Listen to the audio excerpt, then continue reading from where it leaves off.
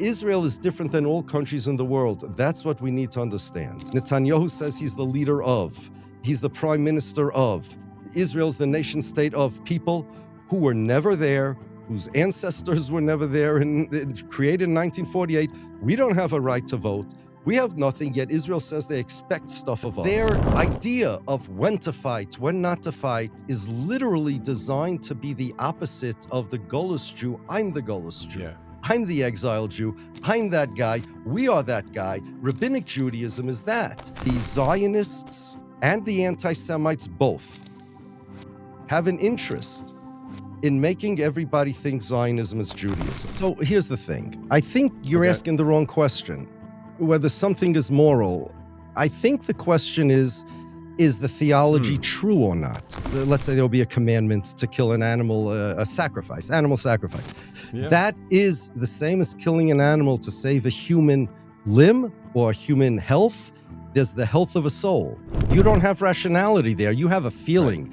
The idea that when somebody wakes up in a house... You have a feeling that your theology is true. It's not moral and logical absurdity at all. You have a feeling about it.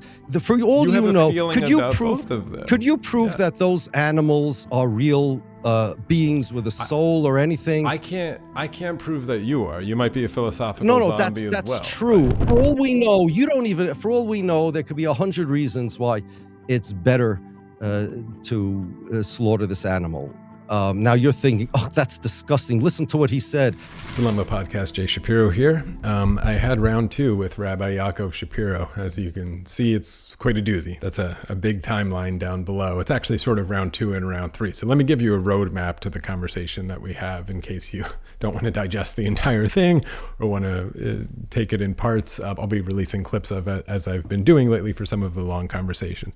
But back in round 1, if you haven't seen it, it's linked down below in the pinned comment. It was a great conversation, which took almost about 2.5 hours as well, which was really digging into Yaakov Shapiro's primary thesis, which he wrote this book that's over 1,000 pages called The Empty Wagon, which is amazingly well researched. I don't think there's anyone on earth who's read as much Zionist literature as this guy, with the thesis that I think is irrefutable that Zionism really, I call it hates Judaism, defined itself as the anti-Jew, the anti-Haredi Jew, the anti-religious Jew, running away from the Golas Jew. It has a ton of parallels to my conversation with Stephen Kaposh, actually, about Holocaust survivors. But that's what we did in round 1.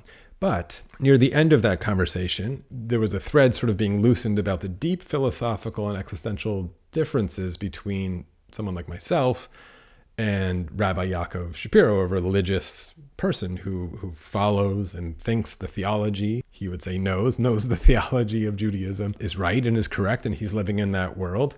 And I'm not. We overlap with our political project, I would say, of defeating Zionism. But we have really different reasons for that landing point. And we started to sense and get into some of those differences. And we decided we needed to do another long conversation, and that was this one. So the first half of this conversation is a bit on that topic of the overlap of the political project against Zionism and how we approach it differently. We do get more into his thesis of Zionism versus Judaism. But in general, I don't want to steal his sort of thunder here, but it's an argument about what he calls a pro-Palestinian position versus an anti-Zionist position, which maybe you're thinking seem identical. But his position as an anti-Zionist, he gives this example that, his anti-Zionism is rooted in a state. He doesn't like what they do, of course, morally. This is not to say he's not concerned about what they do or how they treat Palestinians, etc., but that a state is claiming to speak on behalf of Jews and Judaism. That is his primary sort of, what he's fired up about and what he really wants to defeat. So the sort of logical conclusion of it, and he gives this example, if a two-state solution was ever reached and the two states was something like, the Palestinian people get 95% of the land that's currently known as Israel, but the Zionist entity still calls itself Israel and shrinks to 5% of the land and still claims to speak on behalf of Jews and has all these kinds of privileges for Jews, etc. He would still have a problem with that entity because it speaks on behalf of Jews, even if maybe all the fighting stopped. There might be some of you thinking oh, actually, I'd kind of be okay if that was the situation, and he wouldn't be. So what is that difference between us? where are we grounding that out? And I think it makes sense to have these debates and these conversations now. So the first half of the conversation is a lot more on that thesis, the pro-Palestinian versus anti-Zionism position, and he really explains the Zionist position as it exists and was birthed and formed and become what it's become. We're all way too familiar with it now, in contrast to his Judaism and what he would just call Judaism, religious Judaism. But the second half of the conversation, and I'll mark it down here, the timestamp if you're interested in just that stuff, we switch over to sort of the character of God, and we have almost sort of a classic kind of God debate and morality debate, and if you can get morality without God, or what is a moral instinct without God, etc. And sort of just happened a little bit by accident, but we got into a lot of the conversation on a question of mine about my veganism. I'm a vegan. I think it's wrong to eat animals. I'm a vegan for ethical reasons. I wasn't always a vegan. There are a lot of reasons I became a vegan, which I wrote about in my upcoming book. Little plug, I just got this in the mail. I'll be talking a lot about it more on the channel. It's out in September, Insufficient Rewards. It's not all about veganism, and neither was this conversation really, but here's what I'm going to do, because the second half of the conversation really goes into a debate between Rabbi Yaakov Shapiro and myself about morality. Where does morality come from? Veganism, and it gets a little technical in the moral philosophy. So what I'm going to do is I'm going to come back at the very end of this conversation with some of my own thoughts. It's my own podcast, so I feel like I have a right to do that, even though he can't respond in real time. As you can see, I even had a wardrobe change because I watched it a few times after I recorded it just to make sure I was getting everything, and kept a bunch of notes. But there's a lot of great stuff about moral philosophy that I really want to dig into and clean up and talk about and respond to, because I don't want to color your viewing of it on your first watch, but curious how you find that part of the conversation, because I think it was a little frustrating for me. But that being said, and I told Rabbi Shapiro this as well, is these are the exact kind of conversations that I really wish that I was privy to and having in my synagogue growing up, which unfortunately was just sort of like a cookie cutter Zionist, very boring synagogue in the suburbs. I definitely wouldn't have been Jewish and I would have not have remained Jewish at all, but these were the exact kind of conversations that I was always craving. And so I really cherish this exchange with him and really appreciate him for having it. And maybe, just maybe, we will throw in a round 3 at some point to continue some of these really interesting conversations. But yeah, that's it. Meet me at the very end for a response and more untangling of the deep philosophy stuff about moral philosophy. It's really, really what I write about in my work. And so I love this stuff. Hopefully you do too. Meet me at the end, but enjoy the conversation now between myself and Rabbi Yaakov Shapiro. I watched, I'll link to it, but a really great talk you did with Brooklyn College, where you lay out your thesis in an hour that I think is fantastic. And I wanted to jump in with you explaining what you called the Masada complex that Golda Meir had, what it is, what that quote comes from, and sort of how and why we're dealing with that today. I really loved this idea of the Masada complex you brought up. There was this Newsweek reporter, Stuart Alsop, who interviewed Golda Meir, and he claims that the certain attitude that Zionists have towards others and towards themselves is a hindrance to making peace with the Palestinians. And he said that they have a Masada complex. Masada was actually it was an obscure nothing part of Jewish history before the Zionists got a hold of it. When the Romans destroyed the temple, the Second Temple, so there were different factions of Jews, tremendous amount of factions, some religious factions, some political factions, and there were all sorts of different, very diverse, we'll call them opinions, to the point where a rabbi, Yochanan ben Zakkai, who wanted to meet and make peace with the Romans who had besieged Jerusalem, outside of the Jerusalem walls, had to sneak out in a coffin, lest the Baryonim, which is, we'll translate them thugs, would kill him. He met Rabbi Yochanan ben Zakkai, and he said, we want to make peace, except these Baryonim won't let us. And then he said, so what should we do? You can't get rid of the Baryonim, and we can't surgically get rid of the Baryonim. And long story short, he granted Rabbi ben Zakkai a few wishes, and Jerusalem was destroyed. Our tradition says because of the Bar Yonim and their violence. Now, interestingly enough, Jabotinsky's youth group was called Bris HaBar Yonim. They are proud of these thugs, and they believe that Rabbi Ben Zakkai was the villain of the story, and the Jews should have stood up to the Romans, which they did. It's just that the Romans won the war. Now, there was a subset of Bar Yonim called Sikari. They were knife killers. They would come into crowds in Jerusalem and with these little knives called Sikhe, I think is the proper pronunciation. Not sure. They would like stab somebody and lose themselves in the crowd. And during the siege of Jerusalem and the encounter with the Romans, they were basically ran out of Jerusalem by the rabbis. And they hold themselves up in this old abandoned Roman fortress called Masada. And after the Romans destroyed Jerusalem, or while they were destroying it, they wanted to clean up these Sikari, these Bar Yonim. So they went to Masada, they besieged it. At the end, they destroyed the entire, all the people there. Now, the people in Masada, they're taught, it's in Israel, they're taught that these are heroes. And in fact, one of the slogans was Masada will not fall again. And before 67, when Israel conquered the Wailing Wall, the IDF soldiers were sworn in at Masada. Now, what happened was these people in Masada, they did not fight the Romans. They committed suicide.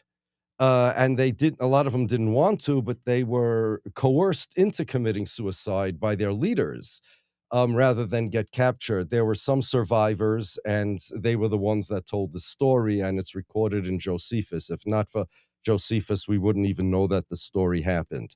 And they were bad people. They were near what Ein Gedi in Israel, and they actually looted Jewish places for supplies, and they were bad people. But anyway, he told Golda Meir that you have a Masada complex. Everyone's surrounding you. You got to kill yourself. Masada will not fall again. This idea that the whole world is against them and they need to be strong, otherwise they'll look weak and be weak, etc. So Alsop reports that when he said this, Golda Meir turned to him with a basilisk eye, and she said, "You say we have a Masada complex, Mr. Alsop. We do. We have a Masada complex and a pogrom complex and a Holocaust complex, et cetera, et cetera, et cetera." Meaning, yes, we do. We have suffered, and therefore that our attitude is the result of all of that, and all we want now is to survive. And I wrote in my book after that complexes, a lot of people have complexes, but normally people look at complexes as baggage to their personality, and they pay therapists to rid themselves of them. But to the Zionists, this is literally their identity. This is like their identity. And there's a lot of background to it, and I want to give you some, if you'll allow, which will explain actually a lot of stuff that's going on today. Usually when I go on podcasts, one of the things that the host is very interested in is, let's talk about the Palestinians and how they're treated. And there are a lot of people who do that. I say that, okay, it's an important subject, nothing to discuss, but it's only half the subject, and it begs the question, okay, so what's the root cause of all of this? And then they have people, oh, well, must be it's Judaism, or must be it's the Talmud, or must be it's the religion and stuff like that. So it's kind of like igniting a power keg without explaining the second half of what's going on. And that's the half that people don't know. And that's what I like to explain. So I have over here a book, which I prepared for you. It's written by a guy, Shai Haskani, who is a assistant professor of history and Jewish studies at the University of Maryland, College Park. And it's called Dear Palestine, a social history of the 1948 war. He took letters written by Israeli soldiers to their relatives, made a whole collection of them. Some were censored, some weren't. And he wrote a whole book about it and how the Israeli soldiers were trained and et cetera. Now, this is important because this is the first official Israeli war. I mean, there were militias beforehand, but talking about the 1948 war. And I'm going to read you some passages about it. And the commanders of the army, the trainers, had a problem. The problem was this. One education officer noted that his men, quote, used to fire to the sides every time, but not at the target. They couldn't do it. Their Jewish heart would not let them, because Jews were pacifists.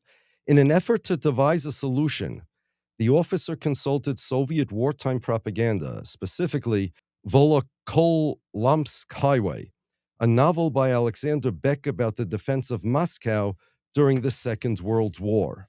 The space devoted, Karkaubi, one of the trainers, head of the education service, was only partially convinced by his officers. His officers, there were discussions about how to get the soldiers to actually become soldiers that are willing to kill people. Quote, he said, "There's a danger that we would be overly influenced by the Jewish tradition that rules out crude hatred. We need to adjust our state of mind to the new conditions. That is why we need to nurture the hate instinct. But we need to put limits on hatred. It needs to be rational. We must explain to the soldiers why they have to hate the enemy and why they would hate him as long as there is a reason. There's a rational hatred that fits Jewish nature." The entire discussion is, how do we get these Zionist soldiers to overcome the Jewish tradition and the Jewish nature, nurture, what he really means, against killing people, because Jews had a terrible aversion to killing people. And in fact, listen to this. The space devoted to killing in the various soldiers' publications suggests that convincing soldiers to do so was a major challenge for education officers early on in the war. Simple references to the bravery of biblical figures were not sufficient to encourage the kind of behavior the army desired. For that purpose, a more suggestive language was required, and the biblical tales were abandoned for the trope about the Arabs as the descendants of Amalek and the 7 nations of Canaan, the arch enemies of the Israelis. One of the most intriguing and cryptic publications of the education department that dealt with the issue was an undated pamphlet titled Morality in Israel's Army. In there it says, "In peacetime we say," is a quote from the Bible, "whoever sheds the blood of man, by man shall his blood be shed. In a time of war," this is his own quote, I'll say it in Hebrew, "Kol hamar b'harizeh mishubach," the more, the merrier. Now, this quote is taken from those who have a Passover Seder. Even the non-religious know that it means the more you extend the Passover Seder and the more you speak about the Jewish story, the more credit you get. In other words, there is a certain minimum requirement of how long the Seder has to be, but if you speak about it more with more stories and etc., you get more credit. It also uses this language regarding prayer and stuff like that. Even though there's a certain minimum, the more, if you do more, you're praiseworthy. He took that phrase and used it regarding killing. So that's what the Bible says. Then it says, the first kind of war presented in the pamphlet was a war of complete extermination against the ancient nemesis of the Israelites in Canaan, Amalek. Yeah. This people, the pamphlet narrated, attacked the Israelites for no apparent reason coming from behind the camp. Quote, "This is why Israelite morality commands us to revenge. In an oath of revenge, the Torah commands us, the Lord will have war with Amalek from generation to generation." The pamphlet continues, "He demands a revenge of extermination without mercy to whoever tries to hurt us for no reason." The education officers then explained that in biblical times, Saul exterminated all of Amalek, men and women, youth and elderly, and even sheep and cattle. Their possessions were burned because in a war of complete extermination, it was unlawful to enjoy the loot. The suggestion that there were parallels between the war in 1948 and biblical wars of extermination was not a fringe view, but one repeated in Bamachane, that was the army magazine for the soldiers, and even by Ben-Gvir itself. It was also sanctioned by at least some in the religious Zionist leadership, but not among the ultra-Orthodox Haredi leadership. Due to the war's social status according to biblical law, the rabbi assured the soldiers that, quote, miracles from heaven will occur to us. The decision to include these biblical traditions in educational materials is especially remarkable because Jewish religious law had tended to suppress them for centuries. In the context of Western rabbinical Judaism's renunciation of political power and the use of force in the diaspora, now they understated this, because it's a long, but they understated this. Just let's go with it, though.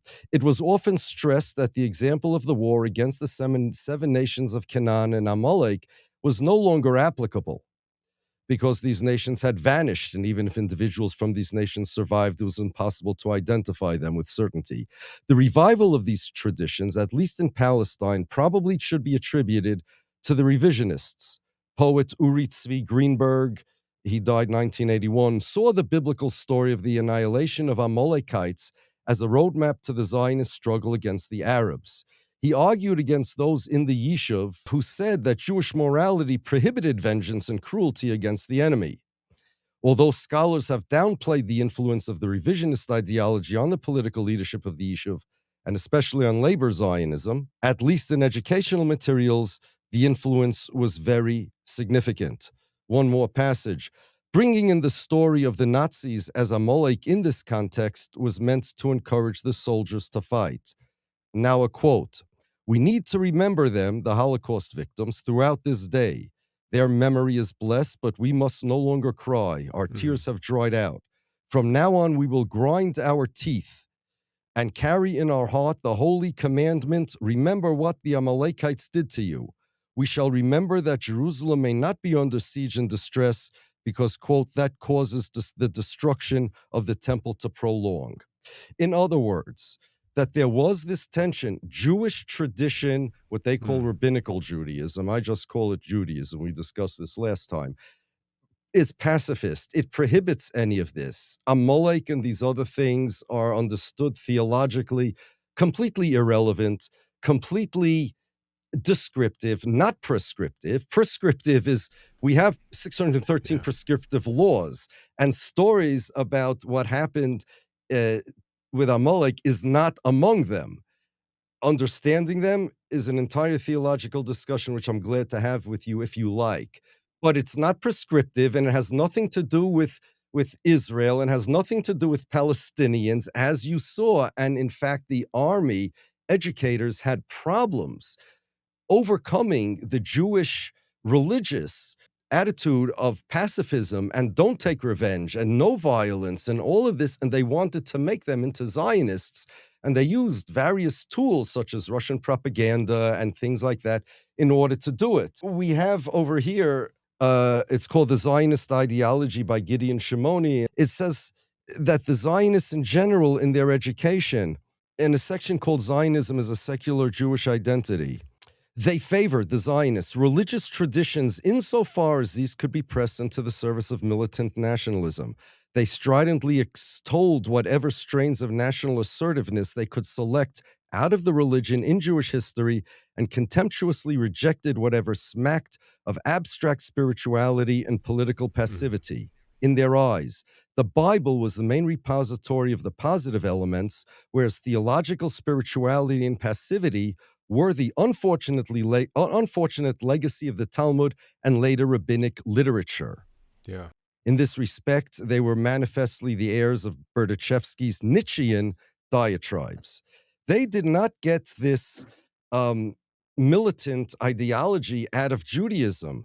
They actually tore pieces of Judaism out of context, took like Nietzschean Supermanism, elements of fascism, militarism, and read them into various passages in ways that conflict directly with Jewish tradition. I have a book from, he's not a religious guy, his name is Kugel, a professor of religions, and he wrote a book called How to Read the Bible. And he's talking about all different religions who believe in the Bible, right?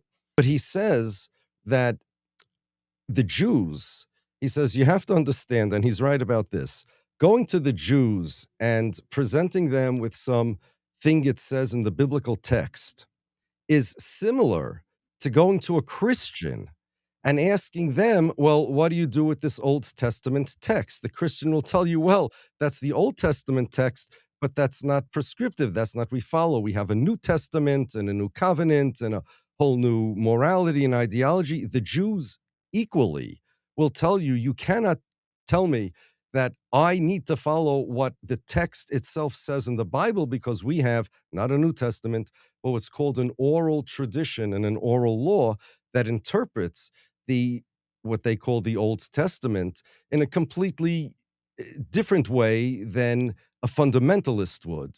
That's what he says. Jews are not at all fundamentalists. You know what it's like? I always used to give this example. You remember when there was such a thing as print newspapers? Sure. When people used to read them. So the way it worked was, let's say in the Daily News, which was a popular paper here in New York, the front had headlines, the back was the sports section. If you wanted the sports section, you go to the back. So let's say you'd have on the front page in the headlines, waitress slaughters customer. A terrible thing. You understand what slaughters means, right? Then you go to the back page, which is actually the same page folded over, and it says Yankees slaughter Mets. It means something completely different. Now imagine somebody in the future finds this and somebody says, well, look at these barbaric 20th century Americans. They had gladiatorial comeback because slaughters clearly means that. And then somebody will say, no, must be it was written in a different time or a different place. And they'll say, oh, stop these these intellectual gymnastics, try and explain that the exact same word on the exact same piece of paper means two completely different things. Obviously, it's the same company on the same day they wrote it. How in the world that's how the Torah works as well. There are things that the Torah means, and you need to understand how it works. If you don't understand how a newspaper works, you're not going to understand that. Or down the street from where I live, there used to be a White Castle. And there was a sign, I took a picture of it down the street. And it said, I think it was 5 sliders, $199. It had a dollar sign, 199. Now, I know it means $1.99. It doesn't mean $199. But somebody that doesn't have the oral tradition of how our society works will insist that the text says $199, and they'll make a whole false narrative based on the text. Text is... The oral Torah is the background to what God's message is and how to interpret it. So if you have a story about Joshua that has killing Amalekites, one thing we know for sure, you want to know about Judaism. In Jewish philosophy, in Jewish theology, it is just as absurd to say that a triangle has 4 angles as it is to say God did a bad thing. It's impossible, and even if God theoretically wanted to, he could not. It's similar to God killing himself or making another God. And that's because the major Jewish theology is based on what God is. And I will gladly explain that to you, because a lot of the morals that you want to talk about depends, actually, the general moral system of Judaism depends upon God's existence and what God is. Well, I'll slide in there. That was, because I do want to go there. I want to try to understand it, what the really moral foundations are here. But that was quite good. I mean, my worry about it is how flexible interpretation potentially can be or can't be. I'm not sure how you feel about that, but it's feeling that all of these texts can be rated and piecemeal, picked apart for any kind of political project or any kind of complex which we might have. If we have a victimhood complex and we decide we want to conquer the world, I could read, any number of books and tell me that it commands me to do so. This of course is the same charge that happens in Islam, that ISIS is abusing the religion and picking and choosing what they want for whatever kind of reasons that they're after. I worry that is the kind of charge that you would get here of, whose interpretation is sort of more, legitimate. Yeah. Okay. As far as legitimacy, well, two things. One, in any discipline, it's that way. Let's take medicine, for example, which is a pretty objective science, right? We just had not long ago COVID, and we had the WHO, and you had people who were using statistics and medicine and biology and studies to show all different things from one end of the spectrum to the next. Does that mean that biology and science is so flexible that anybody can distort it? Take philosophy. Take the philosophy of ethics. You have the nihilists, you have the anti-realists, you have the utilitarians, does that mean philosophy is so ambiguous that anybody can just justify whatever they want? And as you know, the difference in moral philosophy and metaethics would determine literally life and death situations in theory, right?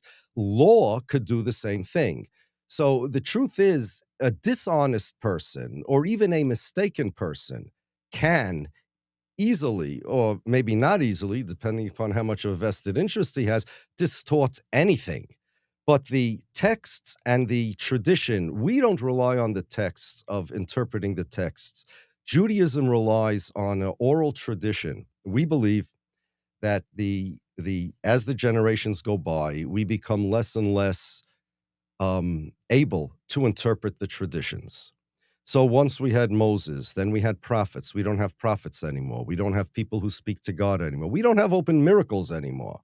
And one of the requirements of a prophet is there's actually a due process. When a prophet says, God said, kill this guy, so there's a due process. The prophet has to show a miracle first to prove he's a prophet, aside from his credibility as exceptionally spiritual man. And a miracle has to be a miracle that everybody would agree on is a miracle, meaning if you'd have an agnostic, after the prophet shows that he's a prophet, he won't be an agnostic anymore. Agnostics don't say, I refuse to believe in miracles. They say, I don't have evidence of it. After the prophet did this, there would be no more agnostics if they would witness it. And that would assume his credibility. In fact, this is, in my view, what Maimonides means when he says we vet a prophet in a similar way to the way we vet witnesses. When you have a court case, witnesses come, they could be lying, all sorts of things could be happening, but we need to balance the evidence. Religiously, any evidence that seeks to require us to do something needs that balance as well. And it's a very complex, like any other system of justice, it's a complex system, but it's much less subject to diverse interpretations than medicine.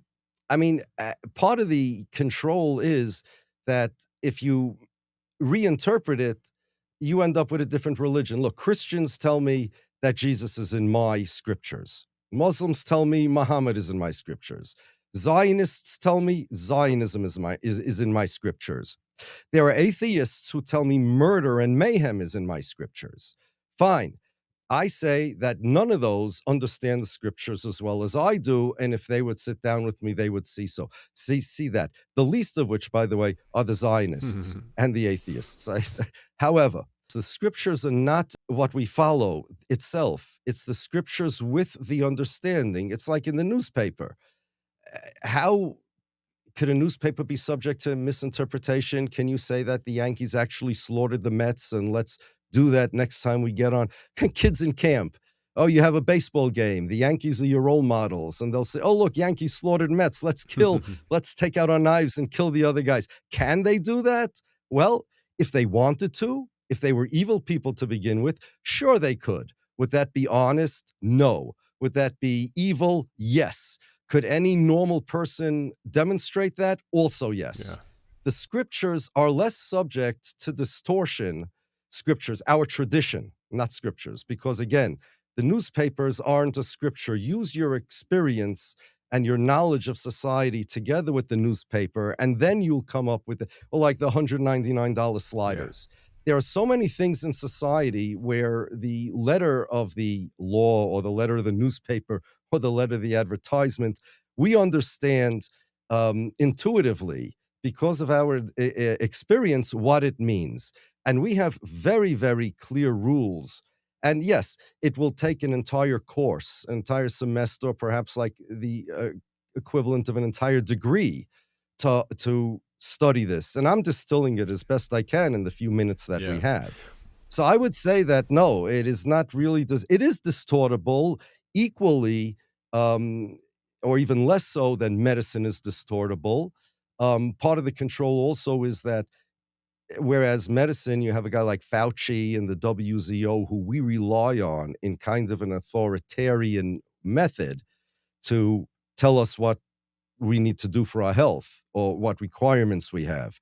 And the average layman, such as myself, I know nothing about medicine. My wife works in a doctor's office. That's the closest thing I have to being a doctor. But in Judaism, every single kid, every single layman is required to study as much as he can the law and the Talmud and rabbinics so that he should be able to recognize, at least to some extent, what's true and what's false. Imagine if we had a law here in America that a major part, or perhaps the major part of the public school curriculum was to study medicine.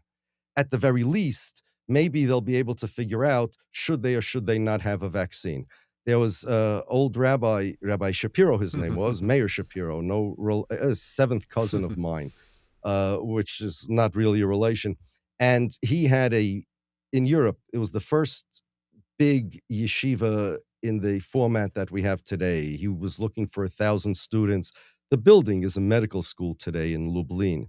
And they told him that of these 1,000 students that you plan on having, it says in the Talmud that out of every 1,000 students, only one becomes a rabbi. He says, what's going to be with the other 999? So he said, at least they'll know which one is the rabbi. Yeah.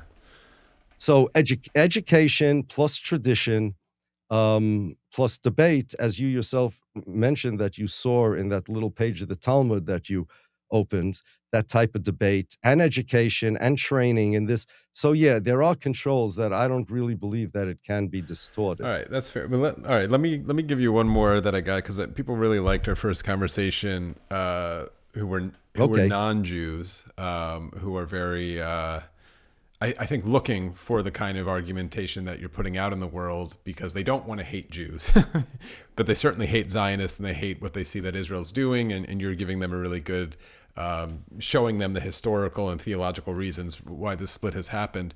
But I did get a few questions about sort of how popular your position is amongst the Jews, amongst Orthodox, ultra-Orthodox. I mean, I know some of these from growing up with it, but I probably need a refresher of like, you don't have the payas, as far as I could tell. So, like, can we spot someone on the street and make an educated guess on the probability of, are they Zionists? Are they not Zionists? Like, how popular is your view amongst even your people versus the ultra-Orthodox? Can you just help some people out? Not that I want anybody to be attacking anyone on the street, but it's like, is there a way to... No, I understand. I understand. First, the second question about how to tell the difference. You can't. I mean, it's like asking, how can you tell the difference between an evangelical Christian and a Catholic in the street? You really can't. They both wear a cross, and if you try to ask them, do you believe Jesus is the Messiah? Do you believe in the New Testament? Their religions split at a certain point. Can you tell the difference between a Republican and a Democrat? I mean, the odds are certain people are like on the left if you look at them. But for the most part, you can't really tell a person's ideology by looking at him. And it's the same thing here. There are sects of Hasidim like Satmar, which is the largest sect in the entire world. They're split into two halves that are very anti-Zionist. And I can usually tell by the way they dress because they have a slightly different hat or a slightly different accent. But the average person is not going to. So the answer is no, you can't tell. Now, as far as popularity is concerned, I have a podcast. It's called Committing High Reason. It's audio. It's not video. I have neglected it since the war started. I have found that it's very productive to debate AI. And I have one of the things, the last couple of things, I have a debate with Grok. I think it took almost 2 hours for me to convince Grok that, yes, the vast majority of ultra-Orthodox Jews are anti-Zionists. And I'll give you some examples. One, first of all, we don't use the word church to say like the largest church or the smallest church. Instead, we would say congregation, right? The largest congregation in the country, in the world, are the Satmar Hasidim. They are the most prominently and publicly anti-Zionist, the largest. The largest non-Hasidic educational institution by far, 9,000 post-secondary students. It's in Ocean County, New Jersey. Just recently, the 4 deans of the school ruled about a new, allegedly Haredi political party in the World Zionist Organization, which was created in order to, called Eretz HaKodesh. You could Google all of this, which was created officially to make Israel more religious and more Haredi and fight the reform and make it more Orthodox, which would seem a attractive cause for ultra-Orthodox Jews. But they said no, because in order to do this, you have to join the World Zionist Organization, and it is prohibited, according to Torah law, to have anything to do with Zionism, even if you're fighting from the inside the World Zionist Organization. Therefore, it is prohibited for anybody. It does terrible damage to your soul to have anything to do with Zionism or to vote. Now, nobody knows that. In fact, when certain Haredi parties joined the Israeli government, and there was a debate about whether to do that, there are plenty that don't, that refuse to be part of the government. There was a debate about whether, according to Torah law, it is permitted. The ones that said it was permitted said, look, a parliament is not an ideological institution, meaning it's representative of its population. There are Arabs today, not in the 50s when this was discussed, in the parliament. They're not. That doesn't make them Zionists, nor does it mean that they support even the existence of Israel. What it does mean is that they're there to protect the interests of their constituency.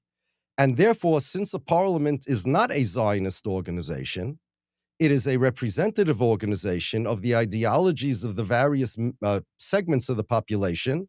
We too can join it. And never mind that we're paying taxes to the Israeli government and we're actually paying for the rights. The question is, should we assert our rights as citizens to protect our interests against the Zionists, or should we just say, no, we're leaving it off? Others said, and they concluded, yes, we can. The other side of the debate, other Orthodox Jews said no, that since Israel is not allowed to exist, in a democracy, the voters and the members of Congress are actually part of the government. It was a way to look. The voters are part of the government. It's not just that you are citizens. And since the government is not allowed to exist, you're not allowed to vote, and you're not allowed to be in the government. It's just prohibited. And as far as the arguments that, now the other side said, yeah, that's fine. But without us, the government would exist. Without us, the government will exist or won't exist, whether we vote or not. So we're not contributing to the existence of Israel. We're just participating in it. And this type of legal debate happened.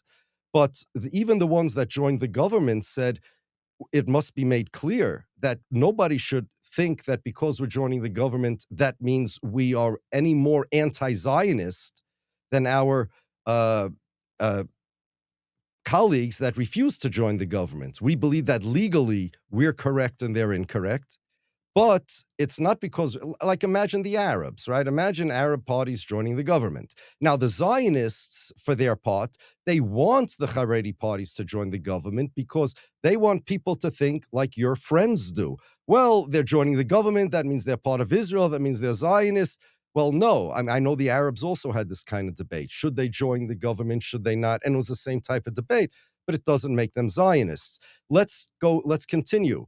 The largest or most prominent Orthodox, not modern Orthodox, ultra-Orthodox advocacy organization or political organization, Agudath Israel, they also prohibited any of their members to join this World Zionist organization to vote in this election. And they said that if you want to be an officer, let's say in our organization, you cannot join the World, and if you do, you're out.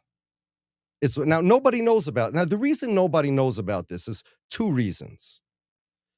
First, we as a community, the ultra-Orthodox Jews, we're not a political people. We're more like the Bible says. We just want to study and pray, and we're not involved politically, even in terms of foreign policy of our own government. We are only involved as, citizens that may have an opinion on, I don't know, Ukraine. We're more involved in local city and state, governments. In fact, the Zionist JPPI, Jewish Public Policy Institute, said that in order to get the Haredim to become more Zionist, get them more involved in foreign policy and federal politics, because then they're bound to, let's say, Trump's foreign policy, and they'll be bound to supporting Israel. But we're not political organization. Almost nobody has a television. The vast majority aren't on any social media. Newspapers, I don't let any newspapers into my house. It does a human being no good.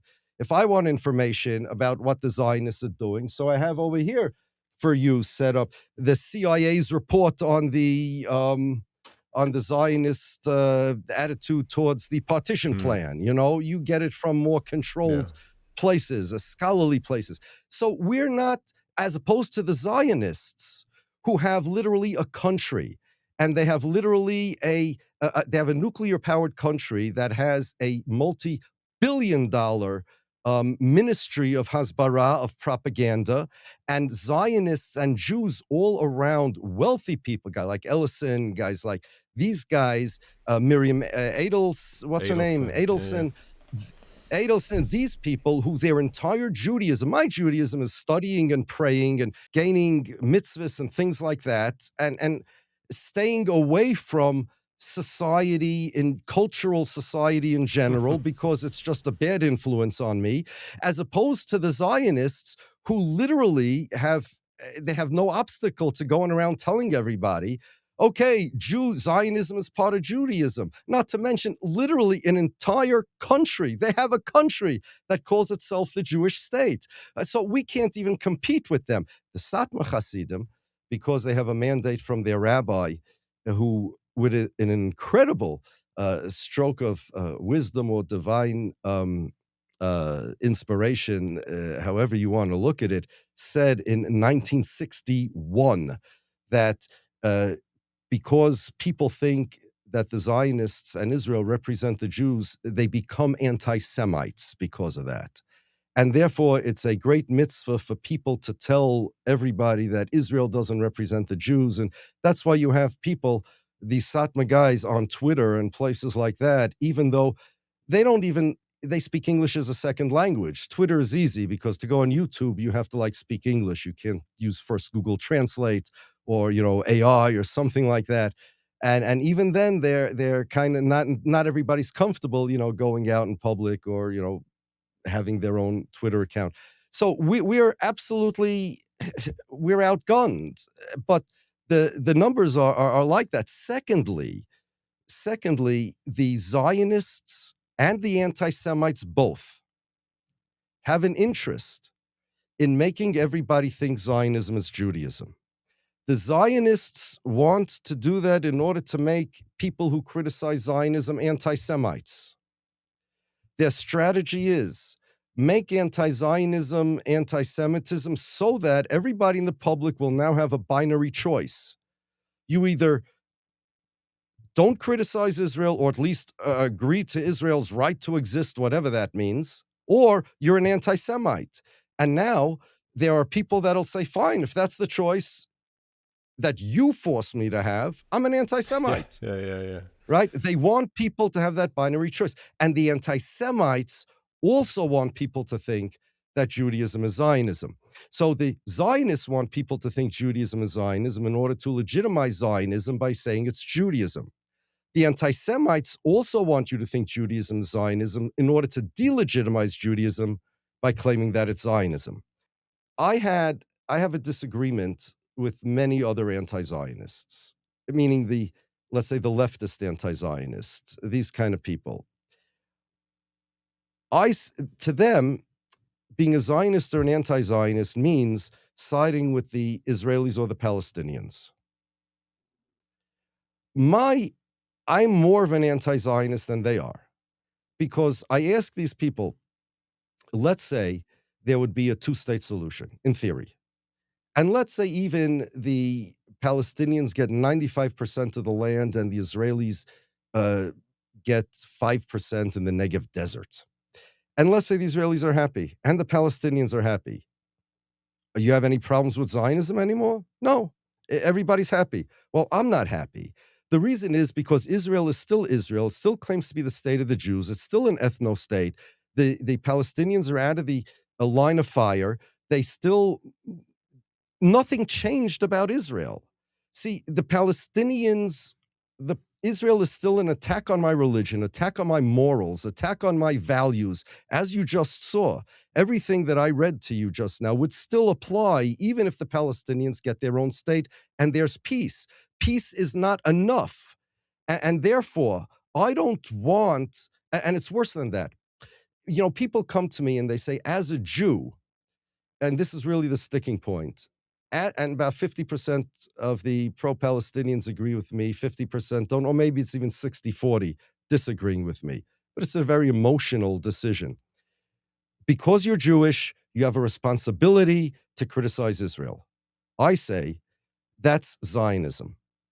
Israel has as much to do with me as Ukraine.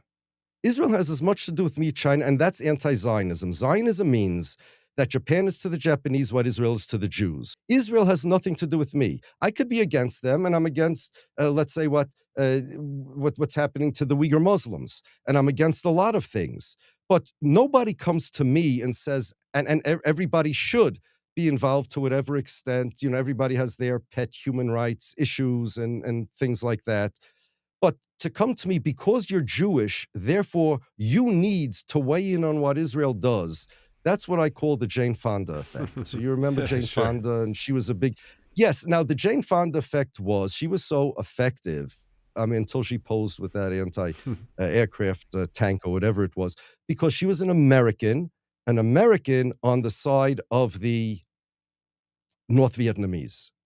By the same token, people think that Jews are effective because it's a Jew on the side of the Palestinians. But excuse me, the Jews are not the ones at war with the Palestinians. If you think that, you're already strengthening Zionism. It's the Israelis. Go to Israelis if you want and tell them to be the Jane Fondas.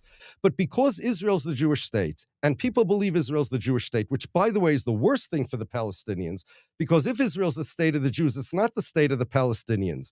So now a Palestinian supporter would come to me and say, because Israel is the state of the Jews and not the state of the Palestinians, you, because you're a Jew, you're a national of Israel, and you should oppose Zionism and say you don't like what they're doing. My answer is, excuse me, I'm not, by doing that, I'm supporting Zionism. If you want to destroy Zionism, the easiest way to do it, it's an illusion, Zionism.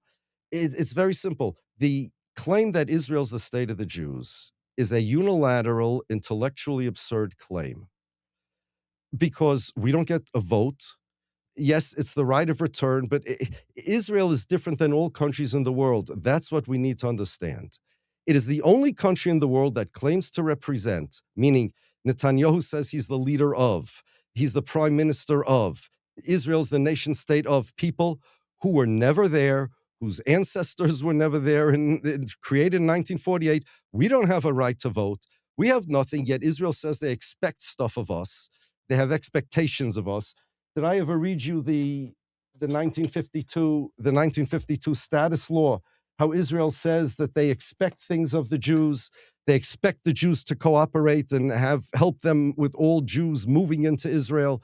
They consider Israel the work product of all of world Jewry. This is all nonsense. Israel needs to be the state of the Israelis. Now, the idea that Israel's the state of the Jews, this law of return is not similar to any law of return in the world. Even, let's say, the Greek law of return, that you don't have to, if your ancestors lived not in Greece proper, but in one of the Greek territories, you're entitled to the law of return. But in the Greek law of return, if you convert to Greek Orthodoxy, you're not qualified. There has to be some, but in Israeli law of return, if you convert to Judaism, Ivanka Trump converts to Judaism. Now she's a Jew and she's entitled to law of return. Where did she return from? The idea that Israel is the state of this arbitrarily created group of Jews, and they don't even consider all Jews Jews. If there's a Jew that practices Christianity, they're not entitled to the law of return, even though they are so-called ethnically born Jewish. So if you have a Jew who's an atheist, he is entitled to the law of return. But if you have a Jew that practices Catholicism or Christianity, even evangelical Christianity, he is not entitled to the law of return because he's not Jewish. So an atheist can be Jew, but a Christian can't be Jew. And if a guy comes to Israel and says, you know what, I want to become Jewish. What type of Jew do I want to be? Exactly like David Ben-Gvir. I'm not going to believe in the God of the Bible. I'm not going to practice that. No problem. But you can't convert to Judaism. And rightfully so. Jewish law says that you want to convert to Judaism, you have to accept the religion of Judaism. You can't convert to an ethnicity. So Israel, on one hand, says that Judaism is not just a religion, it's an ethnicity, and you have guys like Netanyahu and Ben-Gvir, but if you want to convert to Judaism, you can't be a Jew like Netanyahu and Ben-Gvir.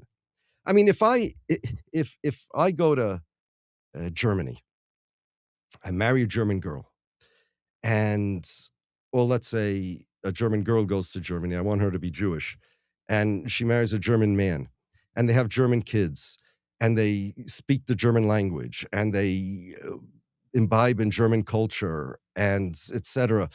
And after 1,000 generations, let's say, they're indistinguishable from any other Germans, right?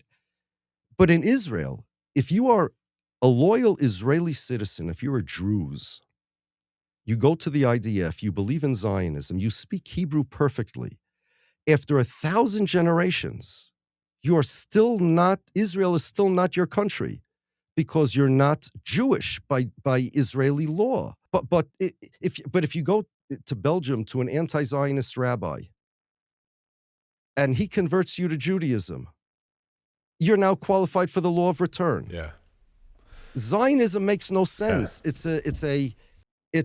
And the idea that, no, this is the Jews is, I object to that for two reasons. Number one, it's not. It doesn't, I don't believe it helps the Palestinians at all to say, okay, Jews, it's your country. It's your country. You need to speak up. If you want, go to the Israelis, Israeli Americans, Israeli Europeans, say it's your country. You need to speak up. But if you come to the Jews and say it's your country, you're already 2 steps back, right? Secondly, the idea that Israel is Jewish lends itself to these anti-Semitic tropes that Israeli attitudes towards morals and ethics, the ones that I read you, is Jewish. And then it opens the door for the anti-Semites to say, look at the Jews. Kidding, Netanyahu, this Masada complex, even regular Goyim don't have it. This idea, the whole idea of Zionism was to overcorrect for the Jewish passivity, for the Jewish, I'll read you something over here. Have a book over here, it's called Real Jews, Secular versus Ultra-Orthodox by Professor Noah Efron. Noah Efron teaches history and philosophy at Bar Ilan University near Tel Aviv. He quotes a Zionist historian, Anita Shapiro, who was one of the biggest, most prominent historians. I don't think she's related to us, although the name is the same. In Shapiro's view, such images, meaning derogatory caricatures of Haredi Jews, were useful to Zionists from the beginning by providing a model of what not to be. What was the anti against which the Jewish nationalist movement, meaning Zionism, sharpened its identity? Who was the other who provided a negative example, the object of attack and hostility? Against whom did the Zionist movement educate? Against whom did it preach? In whom did it see its polar opposite? The other against whom the new national identity was formed was what was called the Diaspora Jew, also called the Golda Jew. The popular image of the ultra-Orthodox is, in many senses, the photo-negative of the image of the Sabra, the mythical native-born Israeli. The Haredi is pasty and shallow, but the Sabra is tanned. The Haredi spends his days among dusty old books, while the Sabra works the fields. The Haredi is scrawny, and the Sabra is what Max Nordau called a muscle Jew. The Haredi weasels out of the army, and the Sabra leads troops to the battlefield with the cry, Acharai, means after me. The Haredi takes and takes while the Sabra produces. The Haredi manipulates while the Sabra is earnestly direct. The Haredi is hunched, hook-nosed, dark, and deformed. But the Sabra is blonde, beautiful, and robust. Yeah. Now listen to this. In 1990, when Rabbi Eliezer Shach was the dean of the largest rabbinic school in Israel. In 1990, when Rabbi Eliezer, anti-Zionist of course, when Rabbi Eliezer Shach attacked secular Israelis on national television, one of his complaints was that they know only brute strength and nothing else. There were hundreds of angry secular responses, including hastily organized protests. Among them, an op-ed piece by journalist Kobe Neer in the now-defunct socialist daily Al HaMishmar, in which he wrote that Shach was mistaken to say that secular Jews had no values. The value of secularism lie in the fact that it was not ultra-Orthodox. Shach and his ilk, he wrote, represented the Dark Ages, misanthropy, oppression of the spirits, oppression of women, oppression of humanity, narrow-mindedness, narrow horizons, the past. Neer's message was, simply being anti-Haredi is a position of moral worth, of gravity. To oppose ultra-Orthodox is itself the basis of a positive identity. The late Yehoshaphat Harkabi, who was chief of military intelligence before retiring, and whose leftist credentials were also beyond reproach, said, "What is wrong with defining the positive by demarcating the negative? Sometimes the only way to define who you are is to say what you are not. It may be the greatest value of the Haredim lies in the fact that we are not them." In the first years of Zionism, Shapiro observed, Palestinians did not serve this function. It turns out, at least until the establishment of the state, the Arab didn't fulfill the role of the other. To a certain degree, he was even taken to be a positive and romantic archetype worthy of emulation. In any case, he was not the focus of hostility for the emerging Zionist identity. Yeah. So, two-state solution is not going to help that.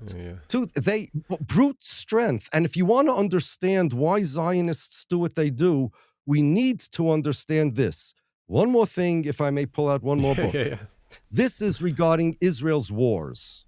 Okay. Yeah, and then I would like to just slip in with a response, but this is great. I was going to ask you about. No problem. You just go. Slip in now if you like. You're the host. I mean, I was going to ask you about the pro-Palestine versus anti-Zionist distinction, but you already have done it. But I want to get back to the moral character of the Jewish God that I just actually don't quite understand. Sure. But if you want to read this first, you can. But I actually like. There's so much. Let's go the moral character. I mean, let's go the morals. Because it's a big question. But let me put something out there. Okay. Because so much of what you just said, you just did it great. Like I said, I was going to ask this. You do this great distinction of you're anti-Zionist. That's your foundation, rather than sort of like pro-Palestinian or whatever this silly sort of political. It doesn't mean I'm anti-Palestinian. Totally. No, totally get it. Right. It's like it's you are opposed to Zionism on certainly theological grounds. Like I'm actually trying to find like the grounds that you're opposed to it. And let me try first, and then you could clean me up. You're certainly opposed to its, in your view, blatant misinterpretation, probably dishonest. It has a psychological complex from trauma. All these kinds of reasons for taking the Jewish text and religious tradition, twisting it, picking and choosing, building this kind of like monster Frankenstein thing, calling it Jewish, and saying, hey, it says we should have a state. I mean, something like that. That it's idol worship, all these kinds of things. I totally get that. Rather than sort of coming to the question of moral philosophy and justice, or what is the good world, or what is the good life, outside, in my view, outside of sort of any religious tradition, if you can do this in some sort of view from nowhere philosophy, mindset, and decide that Zionism is a bad thing because it is bad, because it does bad, rather than because it's heretical, or it's sort of like an anti. So I guess, underneath that question is like, are you getting your position of anti-Zionism because you think it's an abomination of what God commanded, and God is good, therefore it is bad? Is that a fair way to say it, rather than, Zionism is bad and it happens to be against what God said? You did something earlier in our conversation where it was like God cannot do bad, right. And I wanted to go back to that. Well, okay. Yeah. Okay. Well, first, to answer your question, both are true. As I just mentioned, and I could stay all day listing more, the type of person that Zionism makes people into is something that I don't like, even if I'd be an atheist. Right. These complexes, the stuff that we read from the letters from the Israeli soldiers, what they're trying to instill in people, that's bad. Yes. That's not good, right? This idea of, when Rabbi Shach said brute strength, you don't have to be Rabbi Shach to level that accusation. All they know is brute strength, right? And that's what I wanted to demonstrate from West Point. But it comes from, the Zionists come from, all of their things. It's not just their idea of morality. The Zionists are the ones starting with the theological position. Their goal is to create the anti-Jewish theological position, and they end up with what they end up with. But do you think that was just more of a political tactic, cynically? No, it wasn't. It wasn't a political tactic. They believed that because the Jews are, you heard the description, pasty, studying. To me, I mean, to a normal person, in my view, that means someone who's pacifist is interested in studying and spirituality rather than, as Rabbi Shach said on television, brute strength. Okay? So they wanted the opposite of that. They attributed anti-Semitism and all the failures in their view of the Jewish people to that attitude. So therefore, they did an overcorrection for the Jews. Remember, they started, there are two types of idols. The normal idol is you have a golden calf, you have a statue of whatever it may be, and you worship that. The Zionists started with this image of the Haredi Jew, and they said, our goal is to become the opposite of that. It was a negative worship. We're going to be the opposite of that. And because of the passivity and the morals, and there's two parts to religion. There's the what we call between us and God, and between us and other people. They wanted to overcompensate for all of that. Remember, the fact, I just read it, the idea that we're not allowed to make wars, the idea that the Jews, the Israeli soldiers, could not bear at the beginning, when they still had this Jewish personality, to shoot somebody, even in an army, until they had to instill Russian propaganda in that. So that is not a theological issue. That is a what we call beinodim l'chaveroi, a social, or between man and his friend issue. So the answer is that the Zionists, Jews are not only have theological components to it, but there are moral components to Judaism. I'll explain to you right away. And the Zionists overcorrected for both, because they wanted to take the Jewish personality and say, no, that's what caused anti-Semitism. Later on, that's what caused Holocaust, like sheep to the slaughter, that idea, right? So they overcompensate for that, and they have this idea in their head to this day. I want to show you some examples. In the 1967 war, I'm quoting now, in the 1967 war, there were those in Israel who wanted to go to war, the generals mostly, and they're the politicians that did not. I'm going to quote you something now from Tom Segev's book, 1967. Listen to this. For Rabin and the generals, most of whom were Israeli-born, they wanted to go to war. For Rabin and the generals, most of whom were Israeli-born, this was not merely a professional military issue, but a question of their prestige, their dignity, and their image as Sabra, that's the word again, Sabra warriors facing weak-spirited politicians. They viewed these Eastern Europeans, some of whom were 3 decades older than they, as clinging to the diaspora psychology. That word is there again. The belief that terrorism could be overcome by defensive means might bring about the construction of electric fences along the borders, said Rabin, and quote, they'll turn Israel into another ghetto. When speaking at general staff meetings, Rabin used to refer to Eshkol, he was the prime minister who did not want to go to war. Rabin used to refer to Eshkol and his ministers as, quote, the Jews. Rabin used to, the people who didn't want to go to war were called the Jews. Now remember that diaspora mentality thing. That's the rabbinic Jew. They have this boogeyman, this diaspora mentality that only exists in the fertile imagination of Zionists. It's that diaspora mentality that haunts them, that tells them, no, go to war, even if you could negotiate, do all of these things. Don't listen to what the world says, because you'll end up a diaspora Jew. And I want to give you a couple of examples of this, okay? Because this is exactly what explains Israel. So let's go to Benjamin Netanyahu. Now, remember, in 2017, when the UN Security Council voted unanimously with one abstention, that was United States, that Israel settlements were illegal under international law, Netanyahu refused to accept the verdict. When criticized for his stubbornness, he had this to say in his defense, and this is from the Jerusalem Post, a quote from Netanyahu. Israel is a country with national pride, and we do not turn the other cheek. This is a rational, aggressive, and responsible response, the natural reaction of a healthy nation that's making clear to the nations of the world that what was done in the UN is unacceptable to it. I say, enough with this diaspora mentality. There's that phrase again. I say there is no diplomatic wisdom in being obsequious. Not only will our relations with the world not be harmed, in the long term they will only improve, because the nations of the world respect strong countries that stand up for themselves. They do not respect weak and obsequious countries that bow their heads. You have that word, that phrase, exile mentality, exile Jew, all over the place. That's me. That's the old rabbinic Jew, and it haunts them.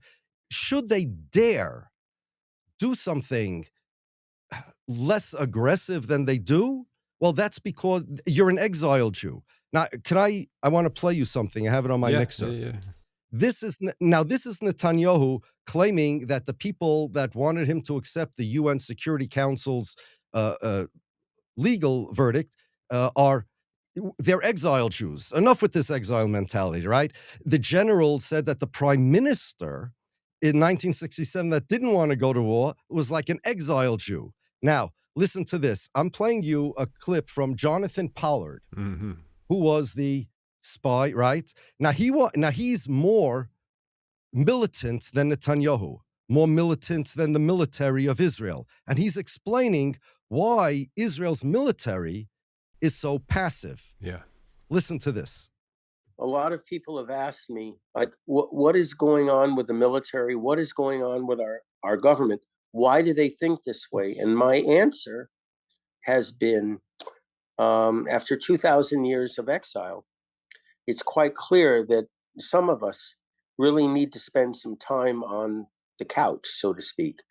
to get the galut mentality out of their mind. Exile mentality. People wouldn't ordinarily think that the general staff of the army or people like Bibi Netanyahu or Gadi Eisenkot or Benny Gantz are suffering from this condition. But they are. Yeah. They're unwilling to restart our independent Jewish national homeland where it left off after the Romans destroyed it. So what you have over here is Netanyahu is saying that the people that want him to accept the UN security, they're exile Jews. You have this guy saying, no, Netanyahu's the exile Jew. Anybody who thinks that somebody else is not aggressive enough, he's an exile Jew. Now, normally, with normal people, before you start a fight, or even before you punch back, you think, is this a smart thing to do, right? Before you press the button, that red button, is this a smart thing to do? They teach you in martial arts schools, don't fight back unless you have to, right? But in Israel, there's another factor. In Zionism, I should say. Zionism has another factor. If I hesitate, if I don't make this war, if I don't do this, that means I'm an exile Jew. That picture that for 100 years they've been indoctrinated with, that scrawny rabbi that's poring over his books, because of whom anti-Semites kicked Jews out of all these countries. Pogroms happened and the Holocaust happened. And that Pavlovian response always comes to them. And even intellectually, they keep saying this. Everybody who, there's this get out of jail free card or get into jail free card, that the other guy is a Golus Jew and then that's it. And that allows them to do this. And the point is that their idea of when to fight, when not to fight, is literally designed to be the opposite of the Golus Jew. I'm the Golus Jew. I'm the exile Jew. I'm that guy. We are that guy. Rabbinic Judaism is that. And that's why Zionism is Zionism. And in fact, I'm going to pull out West Point, okay? West Point's military academy. It's called West Point Military History Series. This volume is the Arab-Israeli Wars, Chinese Civil War, and the Korean War. And they go through all of Israel's wars, even before Israel was created, before the state. And they go through the strategy, and it's not political, it's strategic. This is for West Point people, right? And they go through everything Israel did that was smart, Israel did that was strategically failed, and why and what. That's what these guys do. And at the end, they have a summary. So first they say that the Israeli military experience provides an excellent modern example of how an outnumbered nation can fight and win, right? And they're very militarized, and they've rose to the challenge, and they have a very professional army. Critics of Israel, however, have argued that the Israelis have relied too heavily on the application of military force. Remember what Rabbi Shach said in public? That West Point is doing the exact same thing, the same criticism. They rely too heavily on the application of military force, that the essence of the Clausewitzian relationship between war and politics, which means, for those that don't know, this Prussian military expert, Clausewitz, he said, basically, what's relevant to here is that if you win a war, but your situation after the war is not better than it was before the war, you don't want to make the war. The essence of the Clausewitzian relationship between war and politics, between military force and political ends, has somehow eluded Israel's leaders. Because of political failures in 1956, military victory did little to guarantee Israel's security. After the 1967 military victory, the Israelis felt that a solution to their security problem had been found in the strategic depth provided by occupied lands. Yet, the occupation of this new territory severely strained their military and economic resources, further isolated them from the world community, and damaged the world's perception of the legitimacy of their cause. Ironically, it was the success of Arab arms in 1973 and the temporary Israeli military setback that created a political environment which, for the first time, allowed the Israelis to conclude peace accords with their most formidable enemy. Okay, now this wasn't written in 2016. This book was copyright 1987. Okay, so even in now, what's the answer to their question? Israel has a very good professional military. How come they don't get this? The reason they don't get this is nothing to do with military strategy. It has to do with Zionism. Remember, winning a war in and of itself, being strong in and of itself, is a victory for Zionists. It means that they're no longer the Golda Jew. They're no longer the exile Jew. They're no longer, those advertisements you see in black and white. They're scrawny, starved Jews waiting to go into the gas chambers in the concentration camp. And on the other side, you have a beautiful colored picture of Israeli soldiers in their vests. We're no longer that. Now we're that. That's the goal of the Zionist ideology. You have a choice, a binary choice, just as people have a choice to be they want people to have a choice to be either an anti-Semite or support Israel. Israel has a choice to be that black and white picture of people going into the concentration camp or be that colored picture of the Israeli soldiers attacking. Those are the choices. And it's either that or that. And the reason they did that is because they look at me. They look at that Golus Jew, the exile Jew, as those black and white people. And it's a choice. Either, so normally before I would punch somebody, I hesitate. Is this a smart thing to do? I would think about Clausewitz if I was a military expert, right? Does this make sense? They don't do that. Yeah.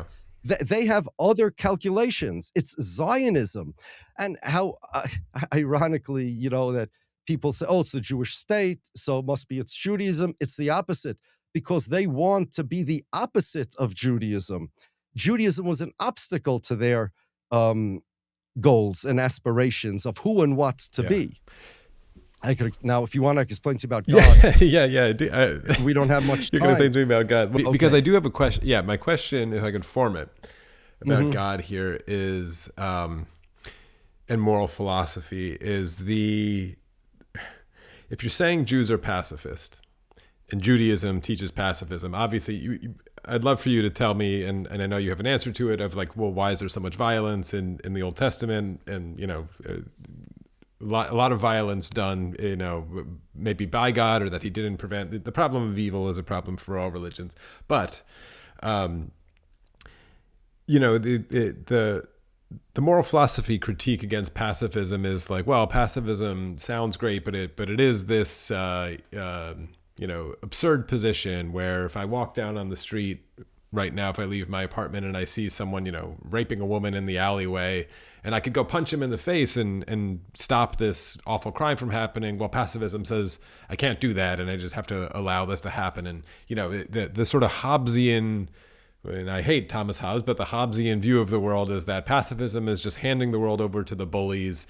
And that was the problem, right? That was the problem of the Jews in the Holocaust, is they handed the world over to the bullies, and, the Nazis killed us all. And so it was proven wrong time and time again, pacifism. And, even Gandhi, as a famous pacifist, was begging someone to stop Hitler with a bomb, and he just wasn't going to be the one to do it. So, I would love for you to sort of tell me if that's the case, if these Zionists have sort of just showed, they would argue with you of being like, no, pacifism is ridiculous, and God's not even a pacifist, because look, the moral character of God in the Bible is not even pacifist. That's one question. Right. So answer that. Okay. So as far as the hard definition of pacifism that you gave, I will have to then say it's a soft pacifism. If somebody comes to kill you, rise up and kill them first. Self-defense and defense of others is absolutely just in Judaism.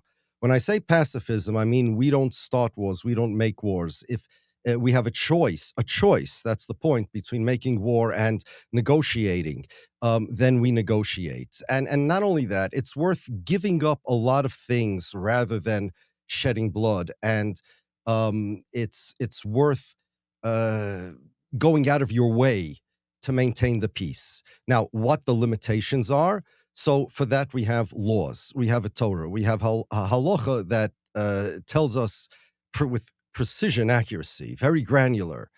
Give me the case, kind of like, I don't want to be blasphemous to compare it to an AI, but if you put it in, if you're smart enough, you'd be able to come out with the correct conclusion. It's like a doctor, when the doctor's going to tell you to operate and when not. So no, that's not really when I said pacifism, I don't mean the official, philosophical, hard pacifism, never to make war, even if you're going to kill. No, self-defense and defense of others, even if somebody is causing a danger, you got to get rid of that guy. I mean, depending upon how you get rid of him. However, there is a rule that if somebody's running after somebody else to kill him, you're obligated to use the least lethal force possible in order to stop the attack. If you could shoot him in the leg and you shoot him in the head, you're guilty. So it's not that. The Jews, then I'm going to have to adjust the meaning of what I said. When I say pacifism, I mean a layman's definition of pacifism, not the official philosophical one. Now, as far as God is concerned, a miscommunication that I find throughout my life when I speak, let's say, to atheists or somebody that asks me these kind of questions, is they look at God kind of like Superman, who's invisible, a being that has a lot of these powers and etc., like a comic book character, a superhero, and that's why Thor, who's officially a god, fights together with other superheroes, right? He's just one of them. But that's not the case. So there's one type of deity where people conceive what is God. And then the question is, does that God exist? Zeus or Odin or Baal? Then there's another type of God where they worship something that actually does exist. They just say that's God, like the sun or a mountain or a statue, right? Judaism is the second type of deity. Our God is something that actually exists. We just call it God. And for clarity's sake, I'm not even going to call it God now. You are probably familiar with the cosmological argument of necessity and necessary existence. Okay. That necessary existence, that first cause, call it Charlie, whatever you want, that's our God. That thing that exists over there, whatever it is, and whatever philosophically we know about that, that's our God. When God came to Moses and said, I am the Lord your God, the first of the 10 commandments, the Hebrew text is a little different. The Hebrew text, more literally, it says, I want to introduce myself. Here's what it means. You know that first cause that you all knew existed, that created the world? The one that brought you out of Egypt? That's me. I'm the first cause. I'm not an angel. I want to introduce myself. The one that just helped you leave Egypt, the one that just defeated Pharaoh, I'm the first cause, because the Lord your God in Hebrew, the word that we don't say, means above time and space. And that means the first cause, because everything in existence exists within time, within space. Before time is like before the universe existed, right? At the beginning of the universe is time and space. Now, let's see what we know about that first cause. What we know is that it doesn't depend on anything because it's uncaused. Nothing can affect it, because when you affect something, you impact its cause. It's above time, above space, which means it cannot change. Because without time, you can't change. Without space, you can't change. It cannot gain because it's already... Now, the most important thing, it's what we call in Hebrew, kulo poshet.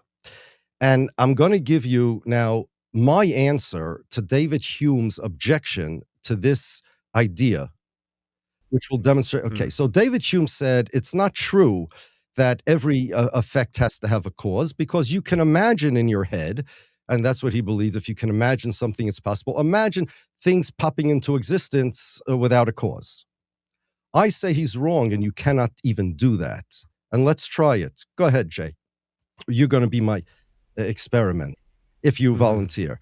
Think of anything you want popping into existence without a cause. Go ahead. A cupcake appears over your left shoulder right now for no reason. Good. Cupcake over my left shoulder. Why was it without a cause? Just boom. Question for you. Why was it a cupcake and not a horse? Answer, because you chose it. Why was it over my left shoulder? Because you put it there. What color was the cupcake? Let's say chocolate. You designed that cupcake. That cupcake could not have existed without causes. You caused it, you designed it, and you decided precisely what it should be. Your thoughts and your decisions are the cause of that cupcake. Now try to imagine something without deciding what it should be, popping into existence, without you deciding what it should be, how it should be, or where. You won't be able to do that. Exactly. So Hume was wrong. Hume said that we could imagine this, but we can't, because he didn't consider the fact that we are the cause of those imaginary things. It's an imaginary cupcake, and you're the cause. Now, God, see, in order for God to exist without a cause, in order for that first cause to be a first cause, it has to be able to be something that you can't ask about it. Why was it a cupcake and not a horse? Why is it this way and not that way? Why is it chocolate? The only way out of that, no matter what attributes or characteristics you give to God, you'll always be able to ask, why is God this way and not that way? If you're a Christian, I can ask you, why is it a Trinity and not a duplicity or whatever? Now, the Christian may answer, no, that's not what it means. Fine. The Christian may answer, well, God is only one part of the thirds. I don't know what a Christian will answer, but it's that type of question. The way God has to be in order to avoid those questions is that it's purely generic or purely simple or purely default. There are no attributes or characteristics. When we say God is strong, we don't mean he has physical strength. Superman has physical strength. What we mean is he can accomplish things without needing strength. God is not composite. He doesn't have wisdom. He doesn't have strength. He doesn't need any of these. He exists in a realm that's obviously beyond our comprehension, and that's not a cope, because we should not be expected to understand, conceptualize such an existence. So, for example, if the scientists will tell you space ends, we cannot comprehend what's beyond that, because we live in a world of space, and our minds don't invent information, they absorb information, right? So we never lived in a world that's not cause and effect, so we will never be, but mathematically, philosophically, that's what God is. And now God did create the world, and the proof is the world is here, right? Maybe the world is here only as the will of God. It's a manifestation of God's will, which we do believe, and I'm going to come back to that, but it doesn't matter. So now, the purpose of the world could not have been for God's sake, because God cannot gain, he cannot change. There could not have been a purpose that benefits or affects God at all. So it must be that it's for the purpose of the creations. And that's pure benevolence, because to do something bad, you need to be either a sadist or have some pathology or some type of thing that this first cause cannot have.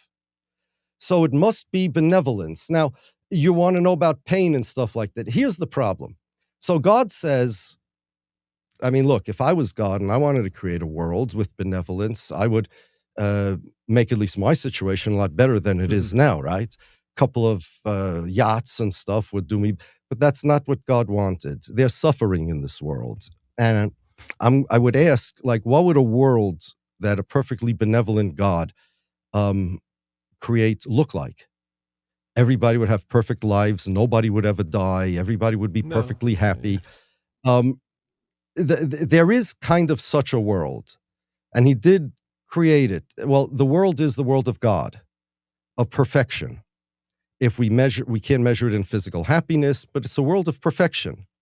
And God said, I want others to share this perfection to the extent possible, which means a connection to God. The problem is that God, I don't want to say limited, but God cannot create other gods, which is what this logic would result in. He can't, because a first cause can only be one and not two.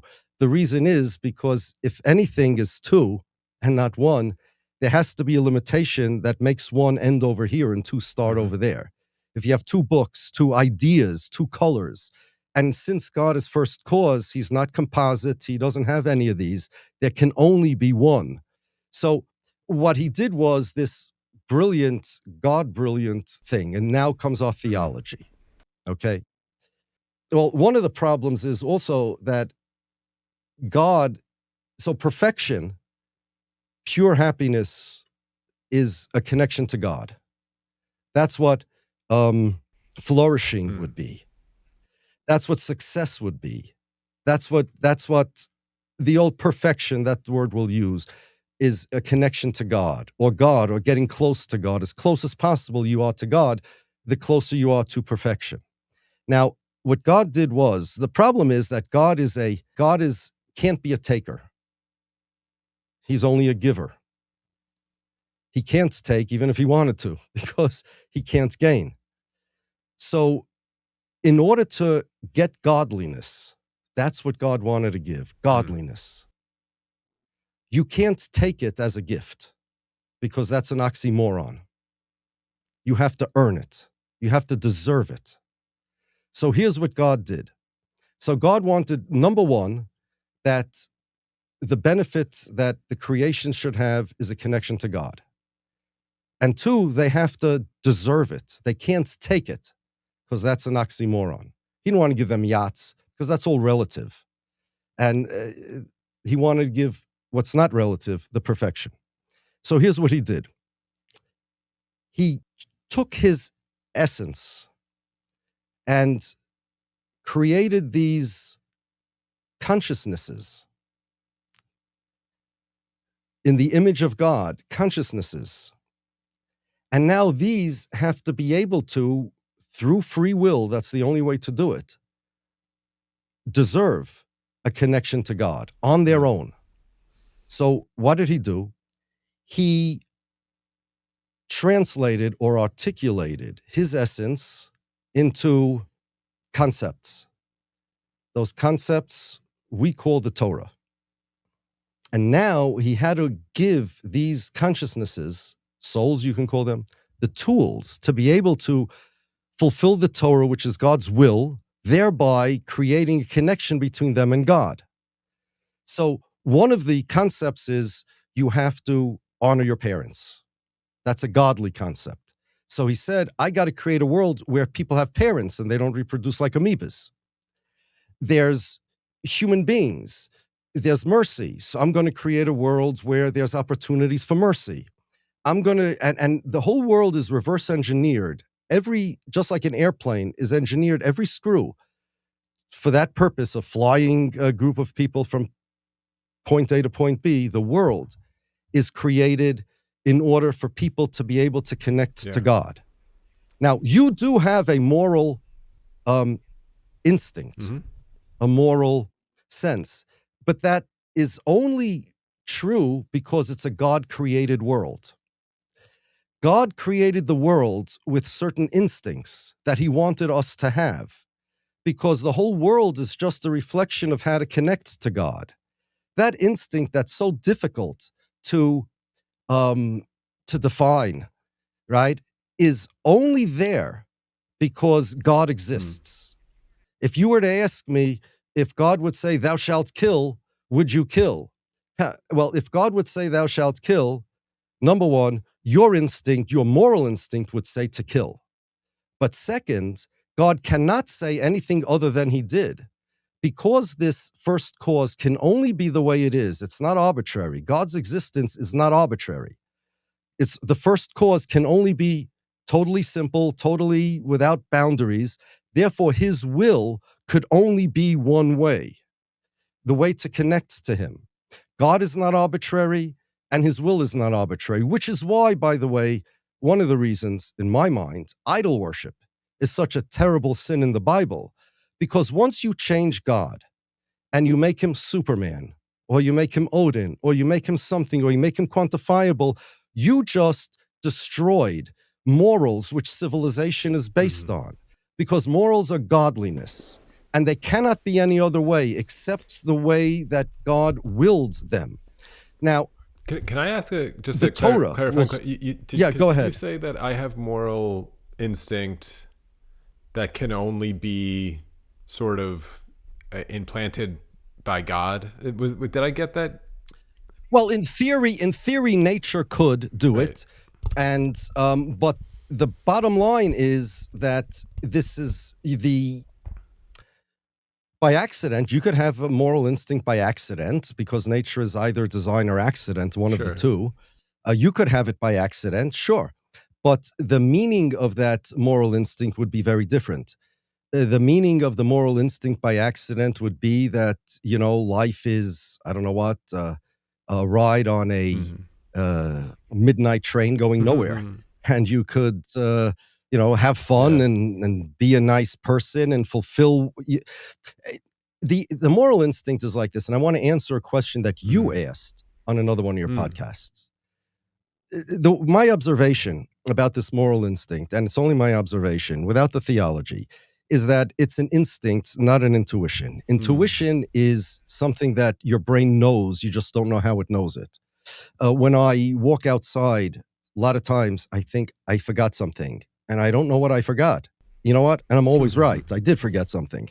That's intuition. Instinct is different. Your intuition, your brain, no matter how smart, cannot access, we'll go back to Hume, he cannot access the world of ought. It can't access it. Your instincts can, though. And the instinct is a way for human beings as a society, as a civilization, to survive and flourish. Flourish means if you would think that survival of the fittest is good in killing, then the world would be a much worse place. Now, what's wrong with being the world a much worse place is God's will would not be fulfilled. In other words, that's not what God wants. God wants us to find him.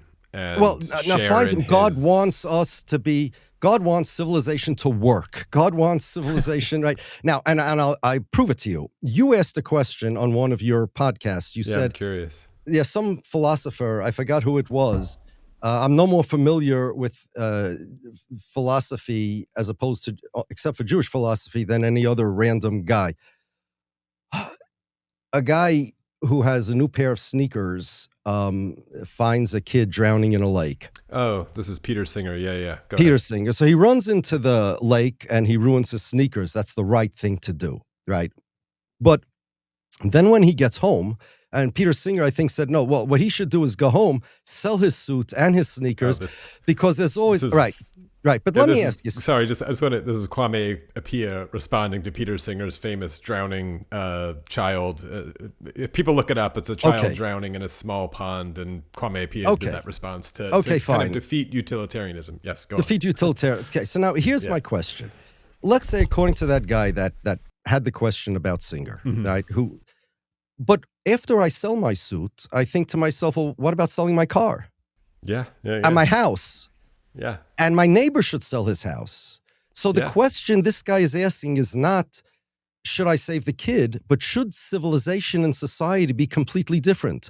Should everybody not have, but our instinct, which is our moral instinct, which is designed to help us build civilization and keep society, is not going to say that, because that will tear down society as we know it. Just like our reproductive instinct says, no, not with your sister, not with your mother, because that's not what nature wants. Nature doesn't want everybody to run around living as cavemen and giving all their money to save people. It's not sustainable, and that's not natural. So therefore, yes, if there is something there, it's an instinct. It's not a logical thing. The instinct says, this is what you are required to do morally. But civilization, you have to save that kid. But the instinct does not want civilization to just destroy itself, break itself down, and everybody should sell everything and make sure that, all kids are saved. Because, the truth of the matter is, I don't even know if that's going to work, because once everybody sells everything, then the next generation of kids that need to be saved won't be able to be saved. So it could be in the long run, this instinct that says don't sell your suit is actually giving the greatest amount of people the greatest amount of happiness or the greatest amount of life saving. Because if you're going to take this to its logical end, I'm going to have to sell my computer and my room and my lighting and my house in order to save people. And then there's nobody left to save anybody. But that's what that instinct says. Now, God, but like all instincts that God gave, there's a flight or fight instinct. It has a purpose. It's for me to save my life, right? but I can't always listen to it. If somebody wakes up in a burning room in the middle of the night, his instinct tells him, run out the door. That's bad. You'll get yourself killed that way. Back before they invented auto-lock brakes, I used to say that another example is if you're driving on a highway at 60 miles an hour and you hit an ice patch, your instinct is to slam on the brakes. If you do that, well, in those days, you'd get killed, right? Yes. So instincts are general ideas that tell us vaguely in what direction to go, but they do not tell us precisely what's right and what's wrong. They can't. They never do. They're general ideas. Yeah. But God, the purpose of the world and the success of human beings is to connect to God. And the reason why we feel mercy is a good thing is because God is merciful and we are made in the image of God. If God would be not merciful, and it's impossible for him to be any way different than he is, we wouldn't be merciful either. We wouldn't have that instinct. If God would be, let's say, careless, we wouldn't have a fight or flight instinct. Instincts, nature embedded in us, but God can access the world of ought. And one more thing regarding the is and ought, because the whole world is only an expression of God's will. That's our theology, cosmology, call it what you want. Everybody has, the philosophers have a question like, what is the reality of the world is God's will. By way of analogy, imagine in your little world, a world in your mind, a little world, and you control everything. That's kind of like, by way of analogy, the reality of the world. Now try to give those little people that you imagine free will to act as they want without you. It's impossible. But God did. Free will is a miracle. First, because of the causation, and second, because since God created the world and runs the world, and it's only his will that somebody should act against God's will, itself, God gave that human beings in the image of God. That's why human beings have free will. Mm-hmm. And therefore, when God said, let there be light, that was an act of creation, meaning an act of manifestation of God's will. So too, when God says, thou shalt, or thou shalt not, that is an act of creation as well. It creates an ought reality. And because is things are only real because God wills them, the ought reality is no less real and no less true because that too is the will of God. God created the oughts, thou shalt and thou shalt not. It was an act of creation, not a command, not merely a command. It's an act of creation. It now creates a reality, which was always God's will until he made it. We cannot access that world because we live in a world of is, just like we cannot access. Yeah, no, that was all quite good. For those who maybe missed the Philosophy 101 lesson, it was leaning a lot on David Hume's famous is-ought distinction. I'll just say it really briefly, which Hume posited that there is no description of the way the universe is that tells us how the universe ought to be. I think that was quite good. So my only response, although I think it's a big one, is I was listening very carefully and I liked it. I liked kind of everything you laid out there by way of analogy, even though it's just sort of not my framework of thinking. But I think I use the word atheist. I'm really a humanist, and I might be a panentheist for the philosophy nerds in the crowd, which is just a sort of positing that God is synonymous with existence itself. It's similar to what you said in a way, except for this moral character thing with the ought thing. It's the only time I reject is where you're like, well, God can access the oughts, and we can't. And he gave us some clues. He created them.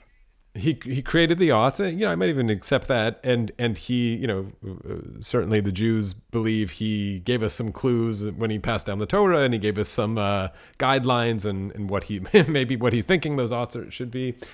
That's where I get off the boat and I reject. And maybe, my favorite thinker, Erich Fromm, who famously left Judaism when he was like 26 after being in a long line of rabbis.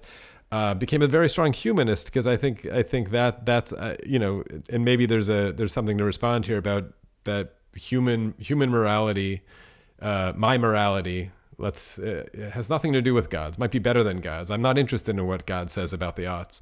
And I'll give you a specific example. I don't know if this is there a commandment on Passover to put a lamb's shank on the plate? Well, it's not a commandment, but it's a custom. But yes, let's say we do that. Okay, we do that, and that's actually interesting, the language behind it, because it's a bone of a lamb, and there's symbolism behind it which you could explain.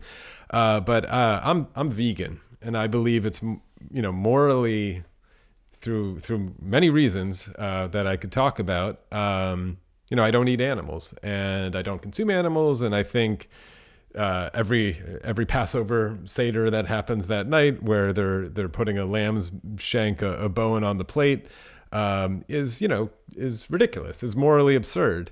You're telling me God didn't command it. I'm curious about that. But this is a disagreement, I suppose. No, I would God have between... has. Okay, so here's the thing. Okay, I think you're asking the wrong question. Whether something is moral, I think the question is the theology true or not? You see, yes. I'm also a humanist. Meaning, I believe that everybody can think for themselves. My conclusion is God exists. I believe that there's a first cause. He gave the Torah on Mount Sinai. So I, by your definition of humanism, decided that this is what is moral. That's what it means. And the oughts, here's the thing. How do you get past Hume's thing? I mean, it's just an illusion.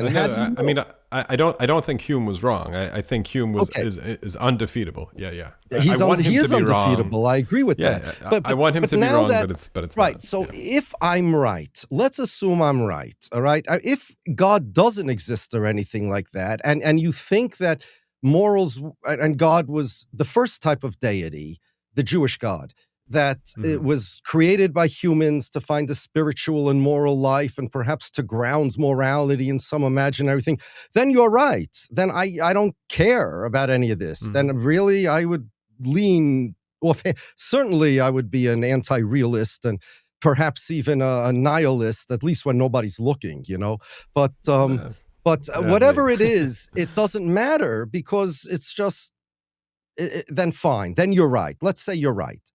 But my assertion over here is, my claim is that we're asking the wrong question. God did create the world, and it is for a purpose, and flourishing is, and we are now in the embryonic stages of our life.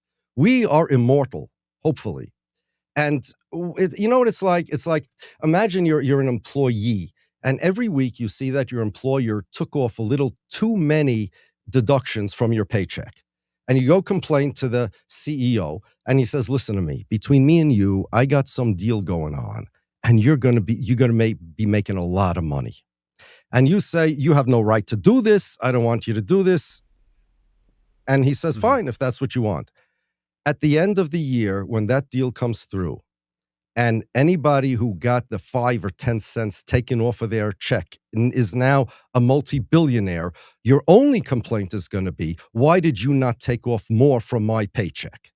So if I'm right, that we will live forever, and there is a God, and this God did command these things, and he did say these things, and godliness, perfection is the goal, not what disgusts you versus what and immorality disgusts you. That's what it is. I mean, God made the procreation instinct work through pleasure and the moral instinct work through disgust. You're disgusted by people who murder. To the point where there was that atheist, I forgot his name, not Hitchens, the tall guy, you know who I'm talking about? He wrote a book, the God book or something like that. I don't know. Okay. It's not Dawkins, is it? Yes, Dawkins. Yes, Dawkins. The God delusion. Yeah. God delusion. Yes. So Dawkins, somebody asked him why he doesn't debate a certain Christian theologian who's actually very good at debating. And he said, I'm disgusted by him because he defended the genocide in the Bible by saying morality comes from God. Now, this idea that I'm disgusted, therefore let's shut down this intellectual discussion.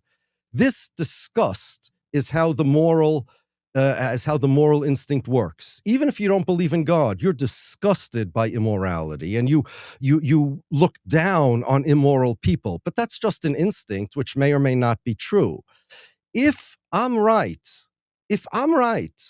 and it's just an instinct like that says slam on your brakes or have children or something like that, but it's not really an ought, and you really don't have access to that, and you're just following what disgusts you or what you think is right or wrong, whatever definition you have.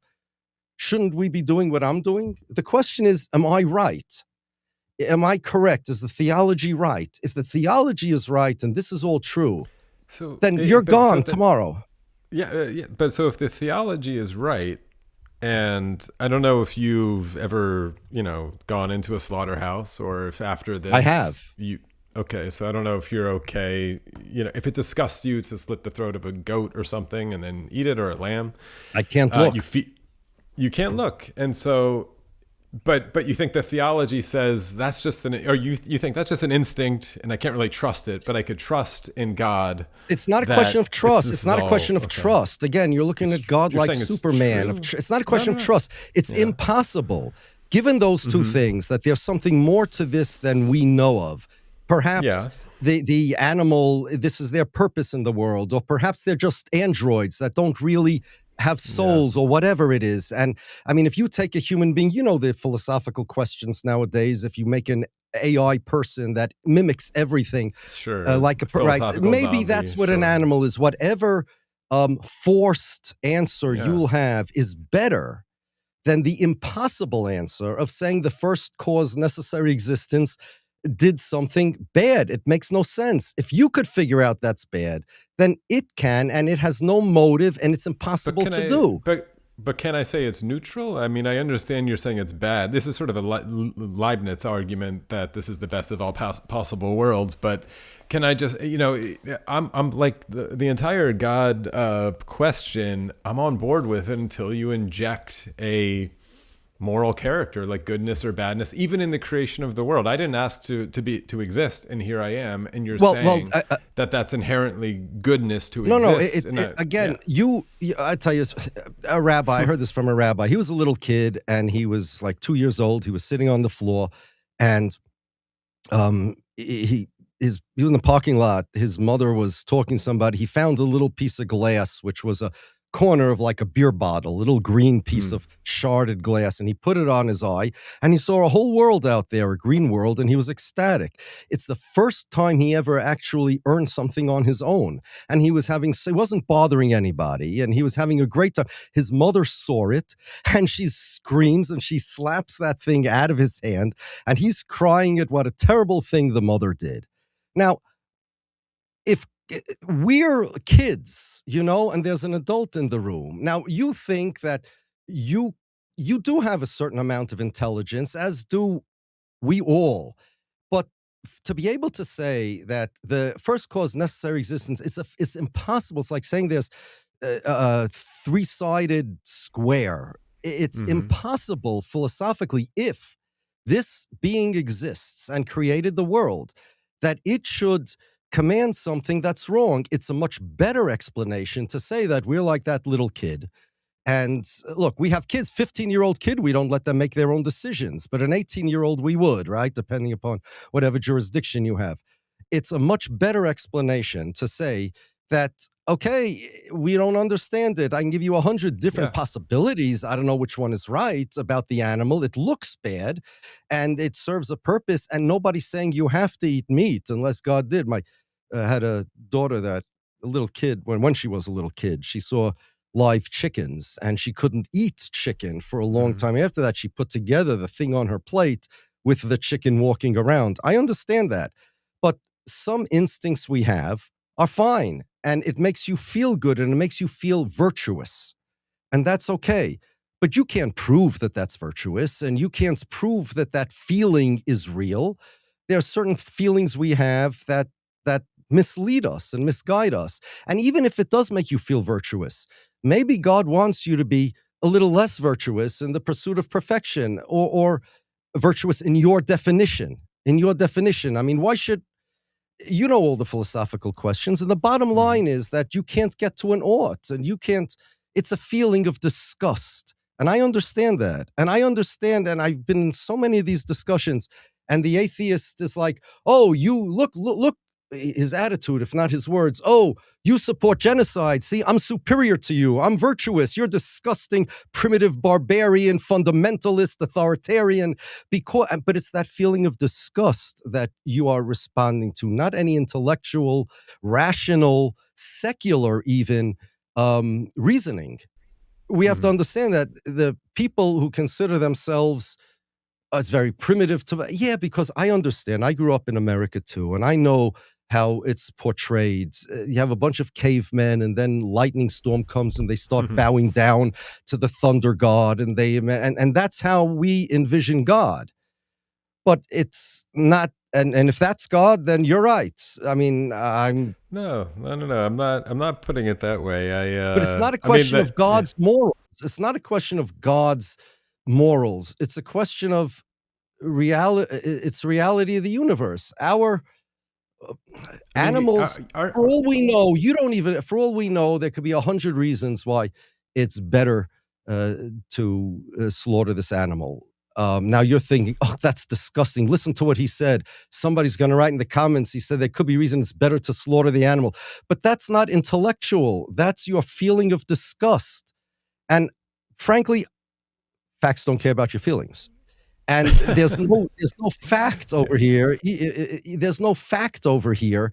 And you're leaning on possible that my God, the one I described, the one of Maimonides, of even Thomas Aquinas, the one of Ibn Sina, the one of Ibn Rushd, it's all the same God. The Trinity, I'm not sure how to deal with, and I'm not a Christian, and I'm not. I do not have the knowledge. But the first cause, necessary existence, cannot. It doesn't make any sense that it cannot have inferior. I mean, if I'm thoughts to yours, like if I'm getting it correctly, you're saying we both agree Hume is indefeatable. You can't get an ought from it, and you're saying the oughts are sort of godly. Like ought is God's domain. They were created not godly. They're the same as mountains. God created them. Okay, so it's just they're created and ultimately an uncaused causer that is sort of a black box, which is fair. And then you're saying, okay, well, listen, I think we ought not eat animals.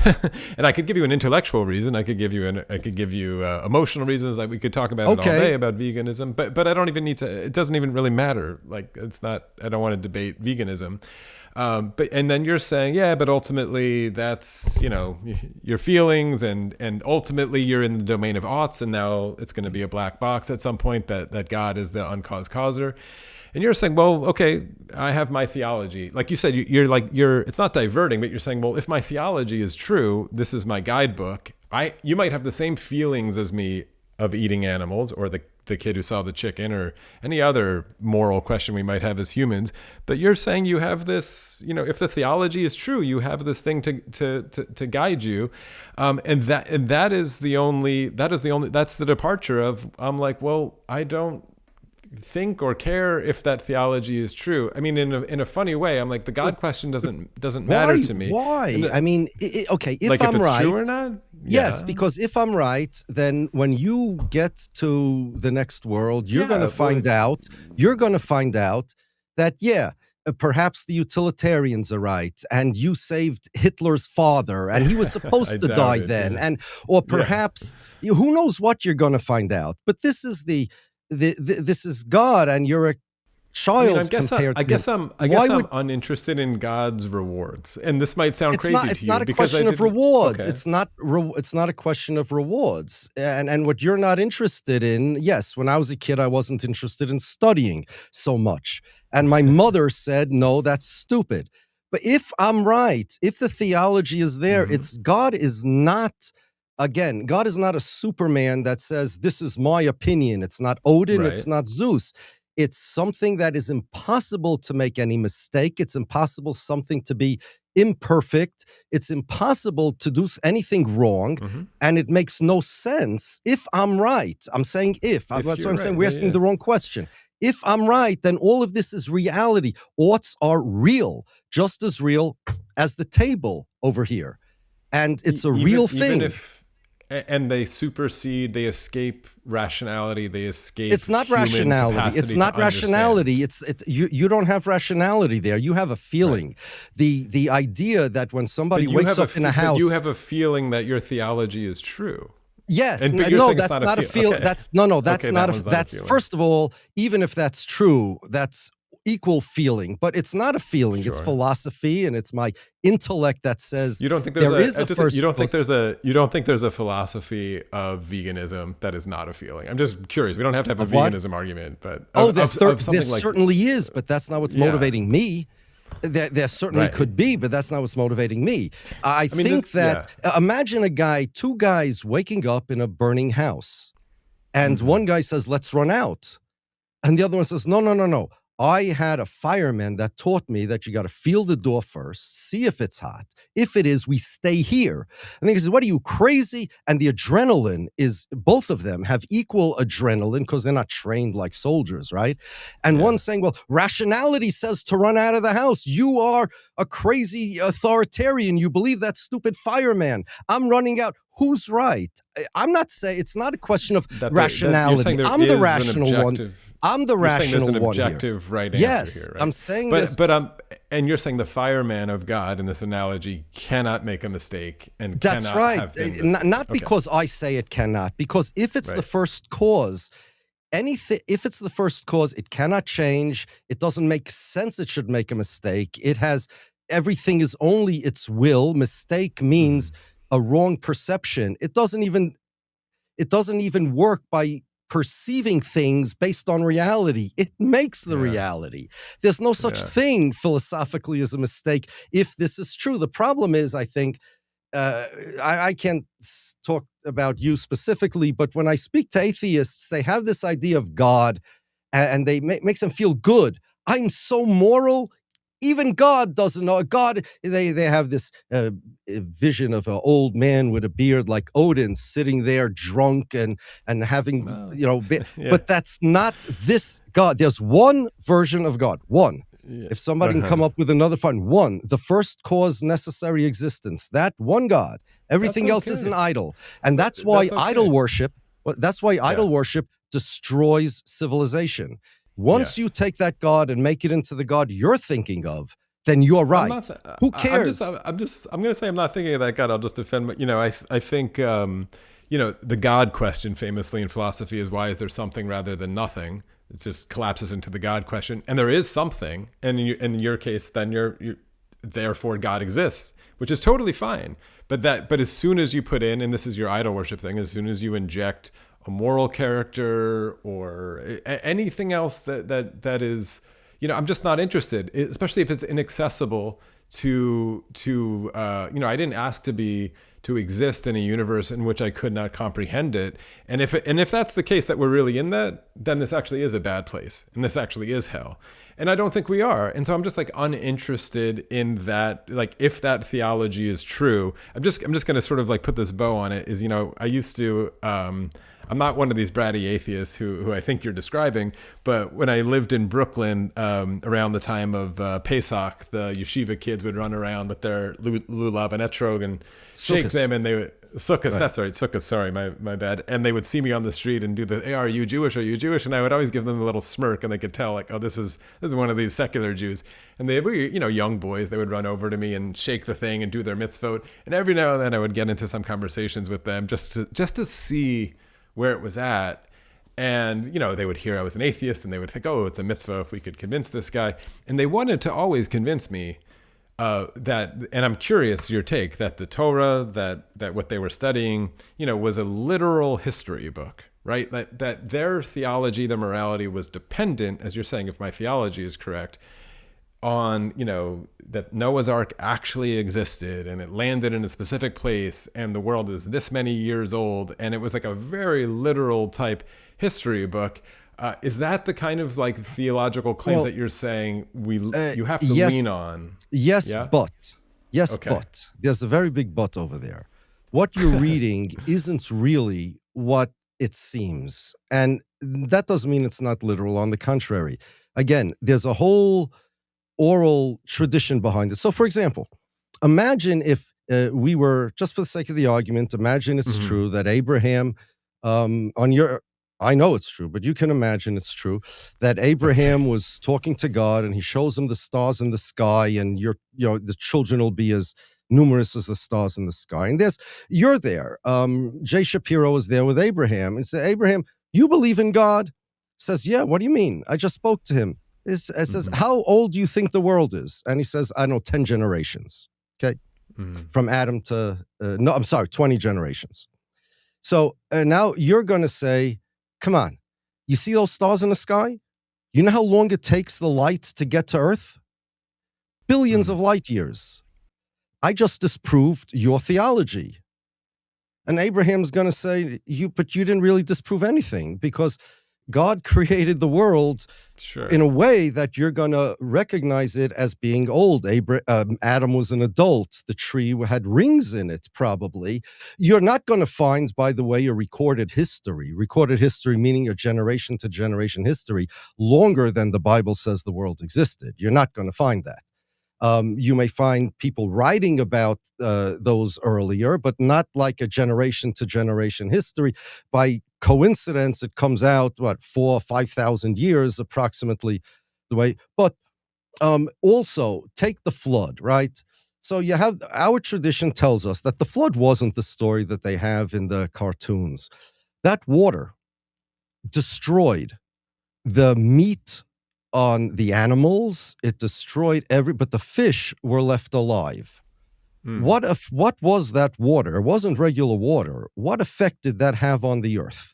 What did it do to the earth, so that if a scientist would put, I don't know, a Geiger count or whatever instruments they have on the earth, what just happened over there? Who knows? There are all sorts of things that could happen. So this history is much more flexible, incredibly flexible than you would think. So somebody asked me, where's the evidence that the Jews went in the desert? A whole 3 million people approximately except you're forgetting something. One, I would not expect any evidence, because they traveled on clouds, and there was no garbage, and the manna did not create any waste product, etc., etc.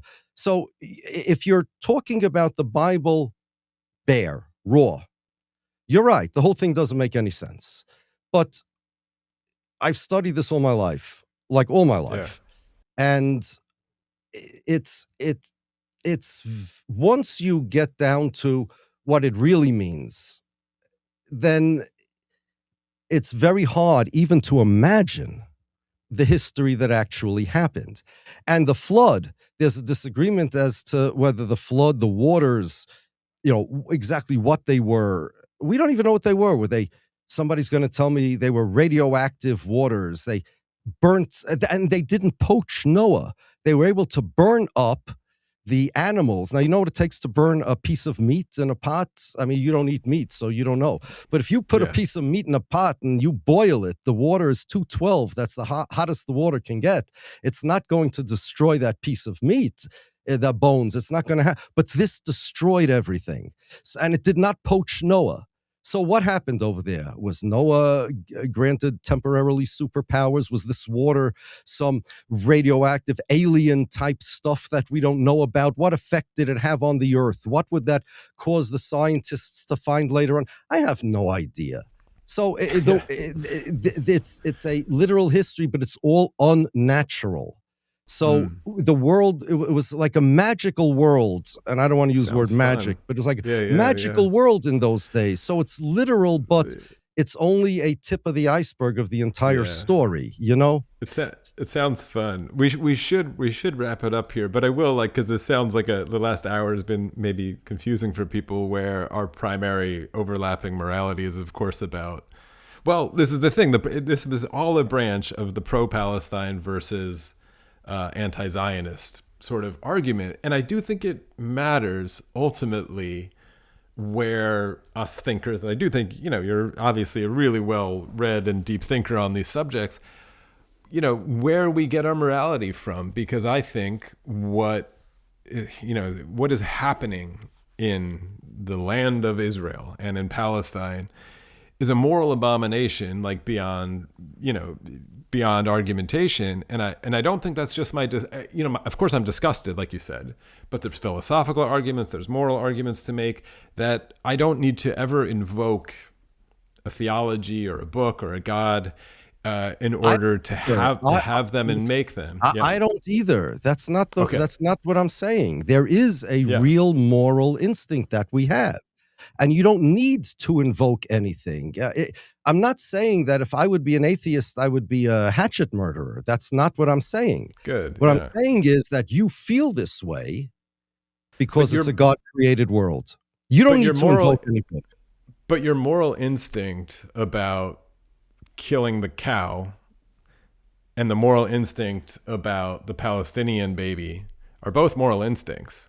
But Yes. you're saying the one, the second one, I suppose, is against God's law according to your theology. Well, and the first no, it's just a faulty moral instinct. I suppose. It's not well, it's kind of like, one God says your moral instinct is 100% right. The other one says, do not run out of that burning house. Stop, drop, and roll, regardless of what your instinct says. Yeah, I think I'm sorry to say, I think that I hope people can hear the moral and logical absurdity of it, and where people should just get off the train and drive left there. No, it's not moral and logical absurdity at all. You have a feeling about it. For all you know, could you prove that those animals are real beings with a soul or anything? I can't prove that you are. You might be a philosophical zombie as well. That's true, right? And that's why. That's why if God says this is okay, he created them. He knows the purpose of them. He knows their suffering, and he knows these things that you admit you don't. So if you have somebody who's a professional moralist who created this industry, who created this thing, and he created me, and he knows what's best for the world at the end of the day. Look, if you're a utilitarian, and you know that these stories where a guy goes back in a time machine, accidentally steps on a bug, Sure. and then he comes back and the world is populated by apes. You have no idea. You have limited idea as to what is right and wrong. You admit it. It's just it's not intellect. It's your feeling. You cannot, Hume is right. But God has intellect. And if he says so, and if you could prove intellectually, it's not a feeling that God exists. Again, it's my intellectual, humanistic decision that I can create morals as good as you or anybody else, that I can understand morals as good as anybody else.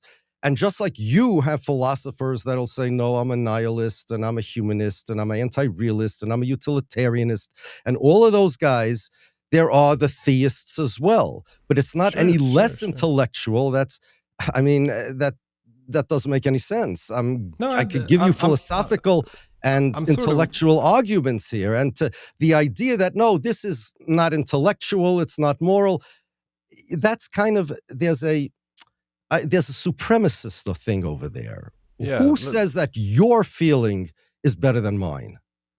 Yeah. See, that's authoritarianism. You rely on your gray matter inside your skull, that you believe better than anybody else's. Now, objectively, better than God. I mean, this is what makes me a humanist. Objectively, it's not. You're not an authoritarian. You are. Mm-hmm. You just give the authority to your pile of neurons more than somebody else's, or the ones that created those neurons. You give your authoritarianism to God. No, I give my testimony. It's not authority of morals is ought. It's testimony. And you do too. You give testimony to doctors and to lawyers and to car mechanics. Let me give you a thought experiment here to test it. It's on the veganism one, but let's say behind my back I have two hamburgers, and they are precisely the same in taste. They're precisely the same in nutrition. They're precisely the same even in environmental impact, just by some whatever calculus there.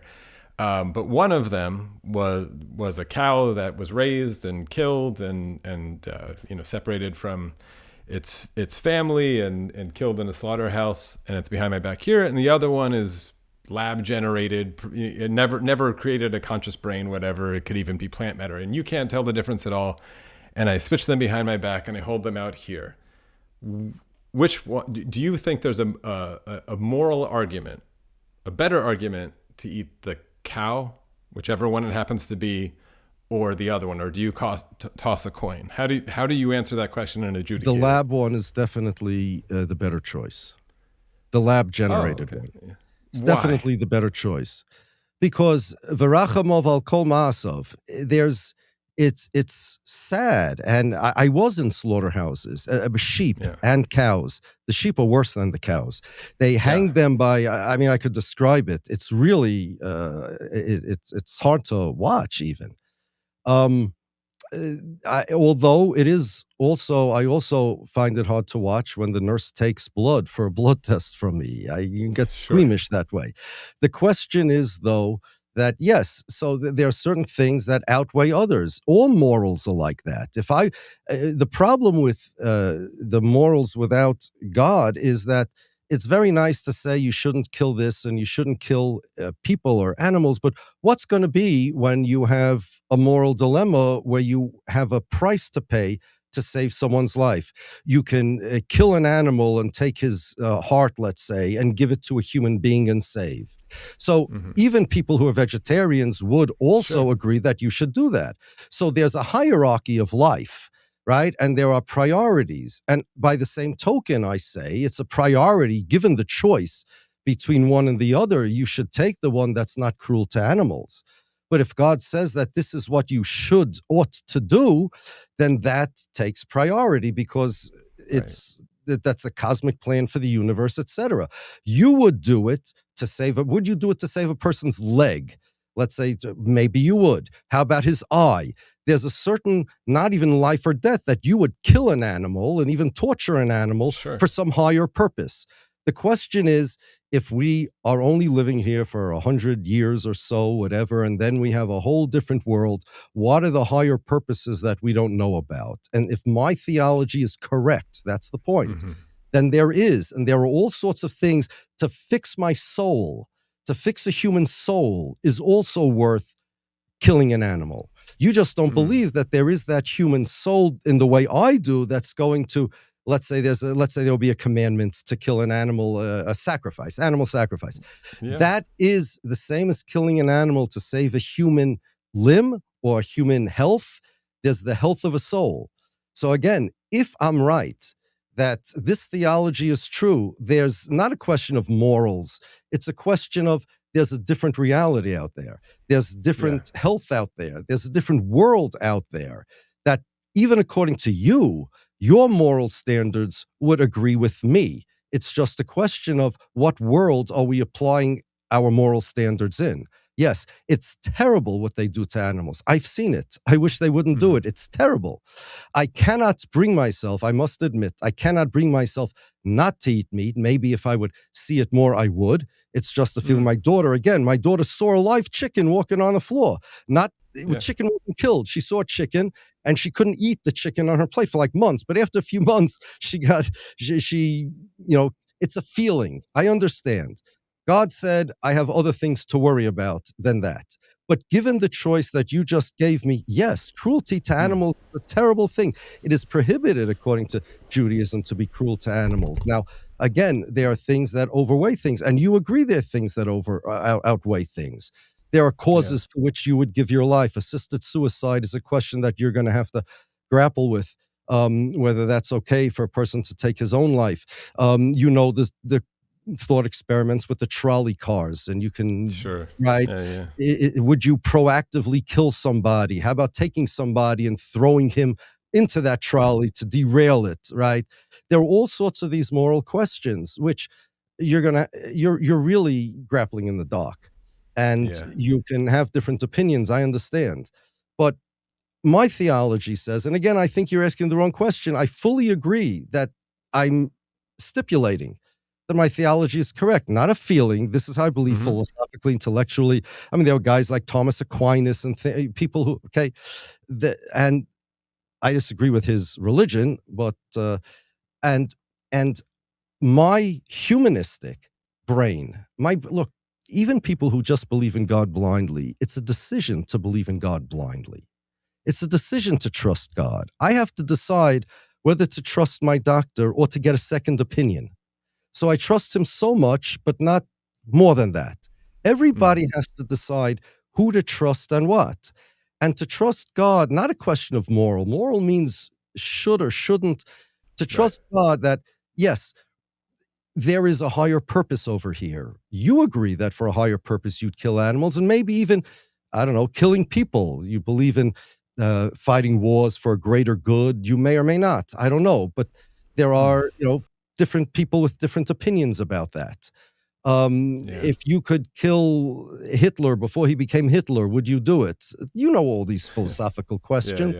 Right? And God knows who's going to be Hitler and who's not. And he knows, and sin takes away a person's soul a little. I mean, there are so many realities that we don't know that even if you take your morality, J. Shapiro's morality, but put it in the universe that I believe exists, the same morality, you'd get the conclusions that I'm drawing. That's my contention. Yeah. Well, I guess we should leave it there. I mean, I think we could argue about God all day, but it's really good because you're the 95%, 5% land, two-state solution thing. I think is challenging for people because there probably are a lot of anti-Zionist people who are really fired up about this, who think that's kind of crazy, being like, wait, no, I would be fine with that. Like if they could just stop the killing. And you would still have these problems for, like you said, if your theology is correct, this is something that shouldn't exist. And their political problems, they can't say they represent me. We discussed that last time. It's just. What if they renamed themselves and they said, we no longer represent the Jews. We're just it's just. Then you know what? That's what I call the 51st state solution in theory. It's not going to happen, right? Donald Trump wants to buy Greenland. Let him buy Israel and make it the 51st state. It's under the United States of America. I'm good. I'm good. Let it be under American law. Then it's not Israel anymore. You see, that's what makes Israel different than any other country also. It's all the same thing. This is another application of that. All other countries, people say, well, why you say Israel shouldn't exist and not all these other bad countries? The answer is, amongst other things, that let's say North Korea, the more you give people equal rights, the better North Korea becomes. You have an improved North Korea, an evolved North Korea.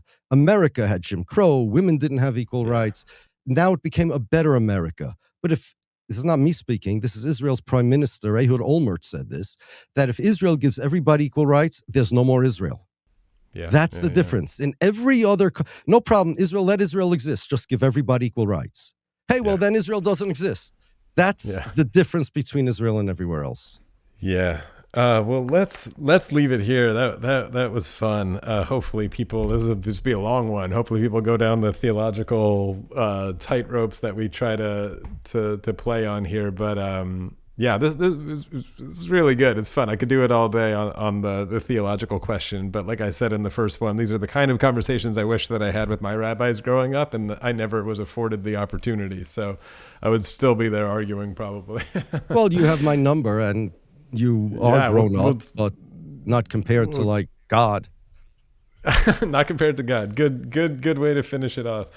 Well, let's leave it there. This was fun. As again, round 2. Maybe we'll have a round 3 once we gear up at some point. I didn't mean to make it so much about veganism. I will give a quick shout out to one of my listeners sent me a thing about veganism and Jewishness with Dr. I have his name here, Dr. Alex Hershaft, who was a Holocaust survivor.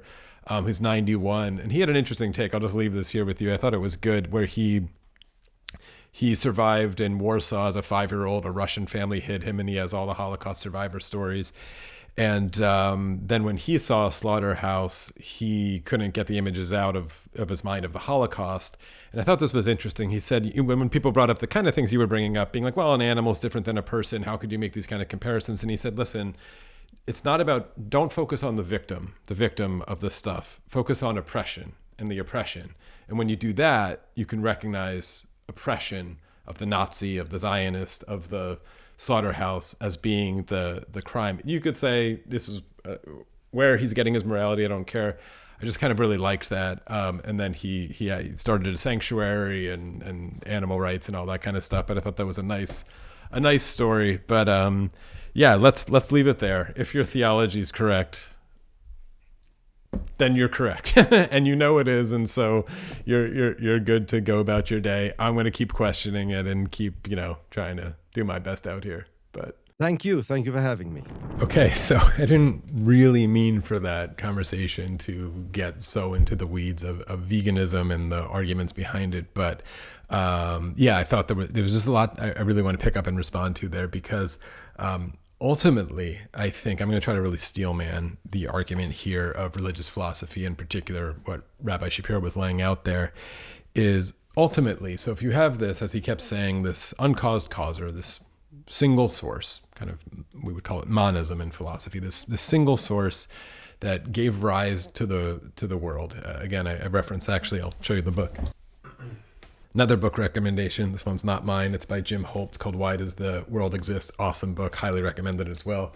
But this is really about the question that I called the God question of why is there something rather than nothing? And there is something. It's sort of a Descartes cogito argument there of I think, therefore I am, or maybe even the circular I am, therefore I am. There is something rather than nothing, therefore God exists, which I totally accept. And if that's a single source of the oneness that created the somethingness, and the somethingness that we're in has this dual quality, as Rabbi Shapiro said, sort of these consciousnesses with this magical insertion of free will in it, the mind-body problem that we have this consciousness, this awareness, and this seemingly physical world, and also this awareness, which is not God. God would be one single substance which can only give, which can only produce, and can't take. I'm all sort of on board with that. I think that actually really beautifully describes the human condition of the mystery that we're in. But the place that I don't see as logically following from that is the, as he said, perfect benevolence of this creation, that it was an act of benevolence. I think that is an assertion which has no standing, and he thinks it's illogical not to think so.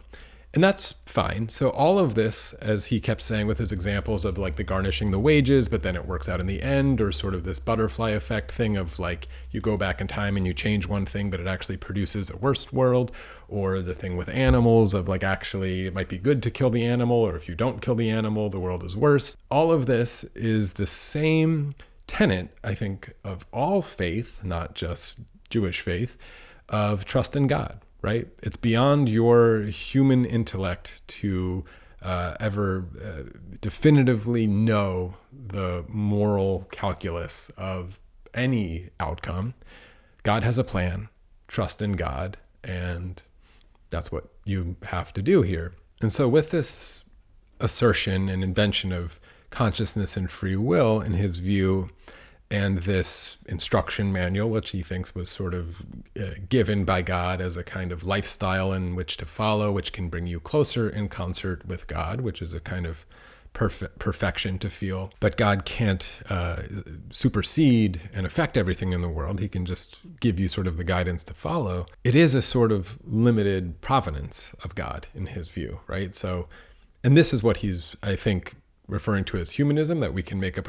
This is not what humanism is at all. I mean, this is not a knock on him. He said he doesn't really know anything about philosophy outside of Jewish philosophy. He should. I think that's the frustrating limitation of religious thinkers like this, that they know their domain incredibly deeply, but aren't that sort of familiar or interested with a lot of these kinds of questions and problems that have been thought through and thought about and just raise more questions and more challenges. And he might be surprised. Maybe he was surprised to learn that I think David Hume is undefeatable and that utilitarianism is ridiculous. In fact, I think he was promoting or projecting a utilitarian kind of God who was weighing the benefit of a human soul against the lamb's death and sacrifice. I think that is all a sort of moral absurdity. Again, it's in my book. I'm not going to start pushing this until July. I'm going to also do a video series about this, so put that in your memory cap. So if that's not humanism, what he's describing, which is that the oughts are there. This is sort of called moral realism, but they are unknowable by man. They're created by God, and they're implanted by God, and they're put there by God, and they're unchangeable, they're unmovable. And so ultimately, and this is the real split of what I would call, a secular humanist or a panentheist, like I said, whatever, versus him is really that clash of who do you trust? What do you trust? We're in a morally ambiguous world, in my view. We're in a morally ambiguous world. I didn't ask to be here, but I can imagine other worlds. I can imagine myself doing other things, and I can evaluate those morally. Can I fully trust that I know the absolute right moral thing to do, even when it comes to something like eating animals? No, I'm not claiming that. He's claiming God knows that, I suppose. But my feeling that tells me, hey, I think it's kind of wrong, I can't trust that fully, right? Like that only is a feeling. That doesn't tell me anything. I got him to channel his inner Ben Shapiro there, which is interesting. And so what I am not saying, and then he accused me of being an authoritarian to my gray matter of like, well, I'm a slave to evolution. It just feels bad. And so I'm an authoritarian mindset to my evolution. Well, bullshit. Sorry, Rabbi, total bullshit. What I'm saying is do not be a slave to your emotions or your feelings, of course. Socrates, of course, famously said, or probably said, that the unexamined life is not worth living. No, examine your feelings, your thoughts, your choices, go through them. And when you do that, here's where he and I, again, agree. When you really do that, when you examine a question like, is it right or wrong to eat an animal, you will ultimately discover, as he and I agree, that you can't fully definitively answer any of these questions, that there will always be argumentations about different outcomes or deontology or different frameworks. I am a fan of the framework of virtue ethics, but outside of the religious traditions of virtues. And those questions and those engagements are much less interested in the outcomes and trying to measure something like flourishing or suffering or something like this, or even more so, run away from the deontological divine commandment theory arguments of something like religious Judaism. And so to be fair here, I'm saying it is kind of a black box either way, right? I am trying to do my best to think through what a moral position would be and how I'm engaging with my own feelings. Am I being betrayed by my own feelings? Am I being betrayed by emotional responses or impulses or pleasure or pain or disgust, like he said, although I really do want to clarify, he said morality is sort of felt through the disgust impulse of immorality, totally disregards the pleasure feelings of being aligned with what you think and what you feel are deeply felt, thought through moral positions that actually adjust your behavior. That is a very pleasurable experience. So it's not just a fleeing from disgust equals morality. That's not at all the case. But I might be betrayed by all of that, right? So can I trust myself or should I trust God? That's the question of the humanist, the philosophical humanist.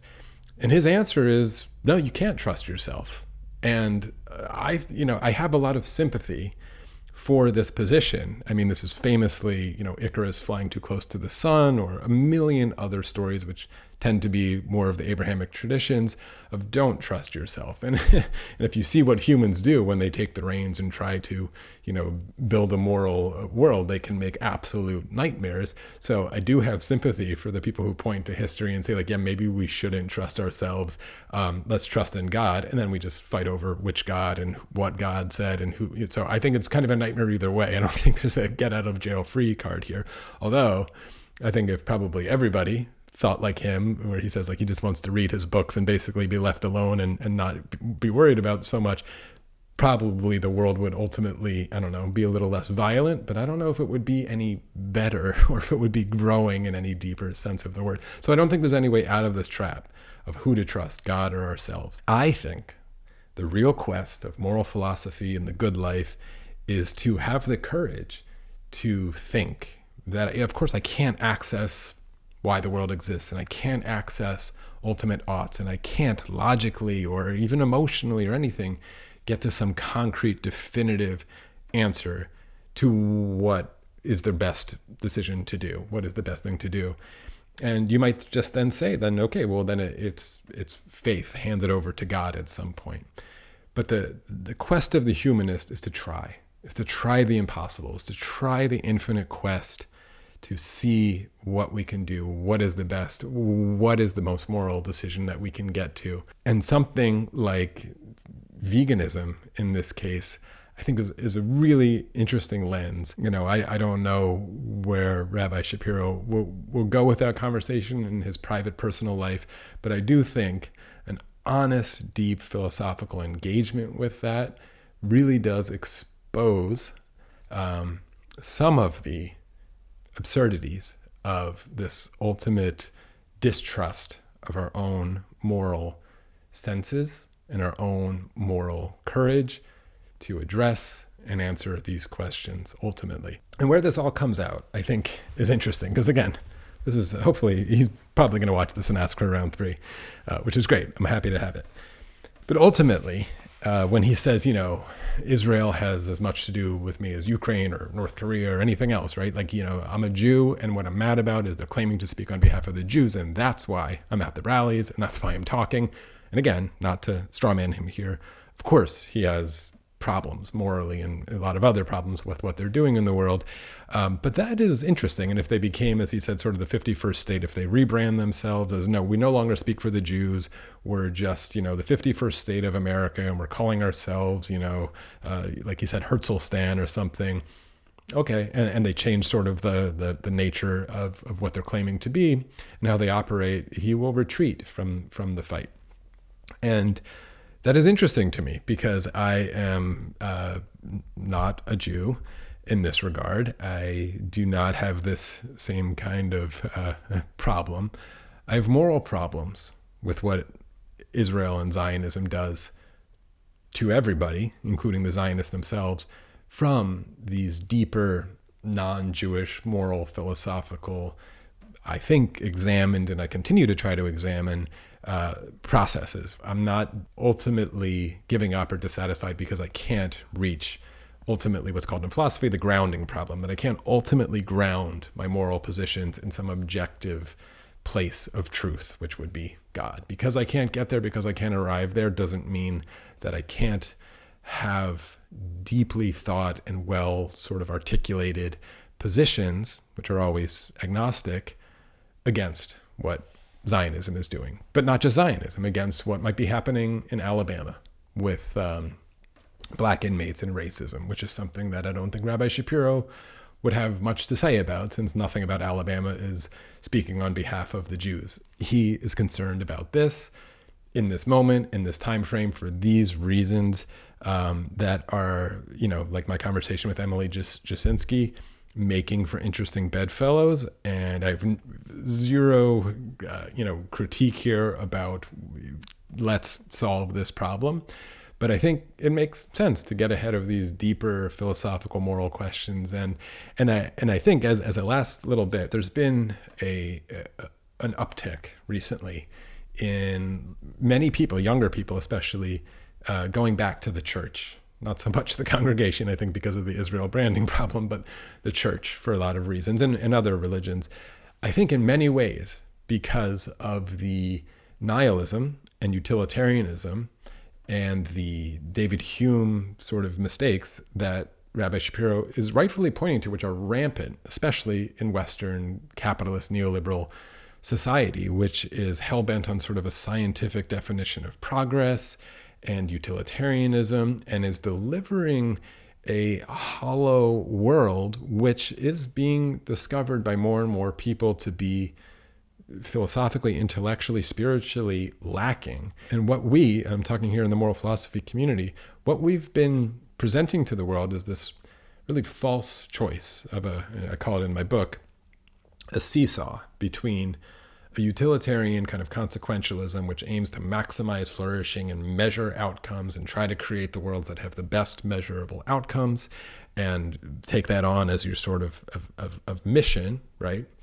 Or a deontology, which is a sort of rule-following, rules-based morality where there are no exceptions to the rules and you follow the rules, which would be more aligned with the divine commandment theory and religious Judaism, which someone like Rabbi Shapiro presents. And I think the nihilism of the utilitarianism, which is also not generating the kind of worlds that are anything that I think people want, people are rejecting a lot of it, are fleeing to the only other option they think, which is the discipline and structure of rules and a place that delivers something really different.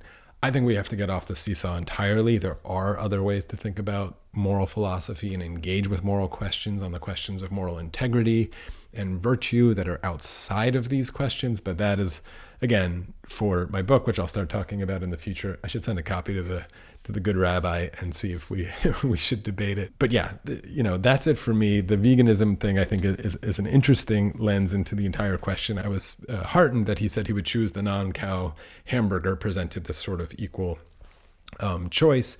And but if I said, I should have altered it a little bit, like the Seder plate, that God commands that you should actually sacrifice a cow in order to cleanse and save the soul of man. In order to do that, well, then he would, of course, choose killing the cow in that choice. And that, I think, is the crux of our disagreement of who you trust in that situation. If God is telling you to do this one thing over here, and your instinct or your morality or if even is saying your feeling of disgust is telling you to choose another option, which one do we trust? This famously goes all the way back to Abraham and sacrificing his son Isaac, which is the first story I heard in my Jewish upbringing that raised my eyebrows quite a bit, and I think probably made me, and many of my listeners probably also, humanists. So I'll leave it there. The next conversation is with Trita Parsi. If you've watched all the way to the end of this, especially in one sitting, I'm going to send you a signed copy of the book or something because you deserve it. But I'll see you next time. And that's it for me. Like, subscribe, share, all that kind of stuff. See ya.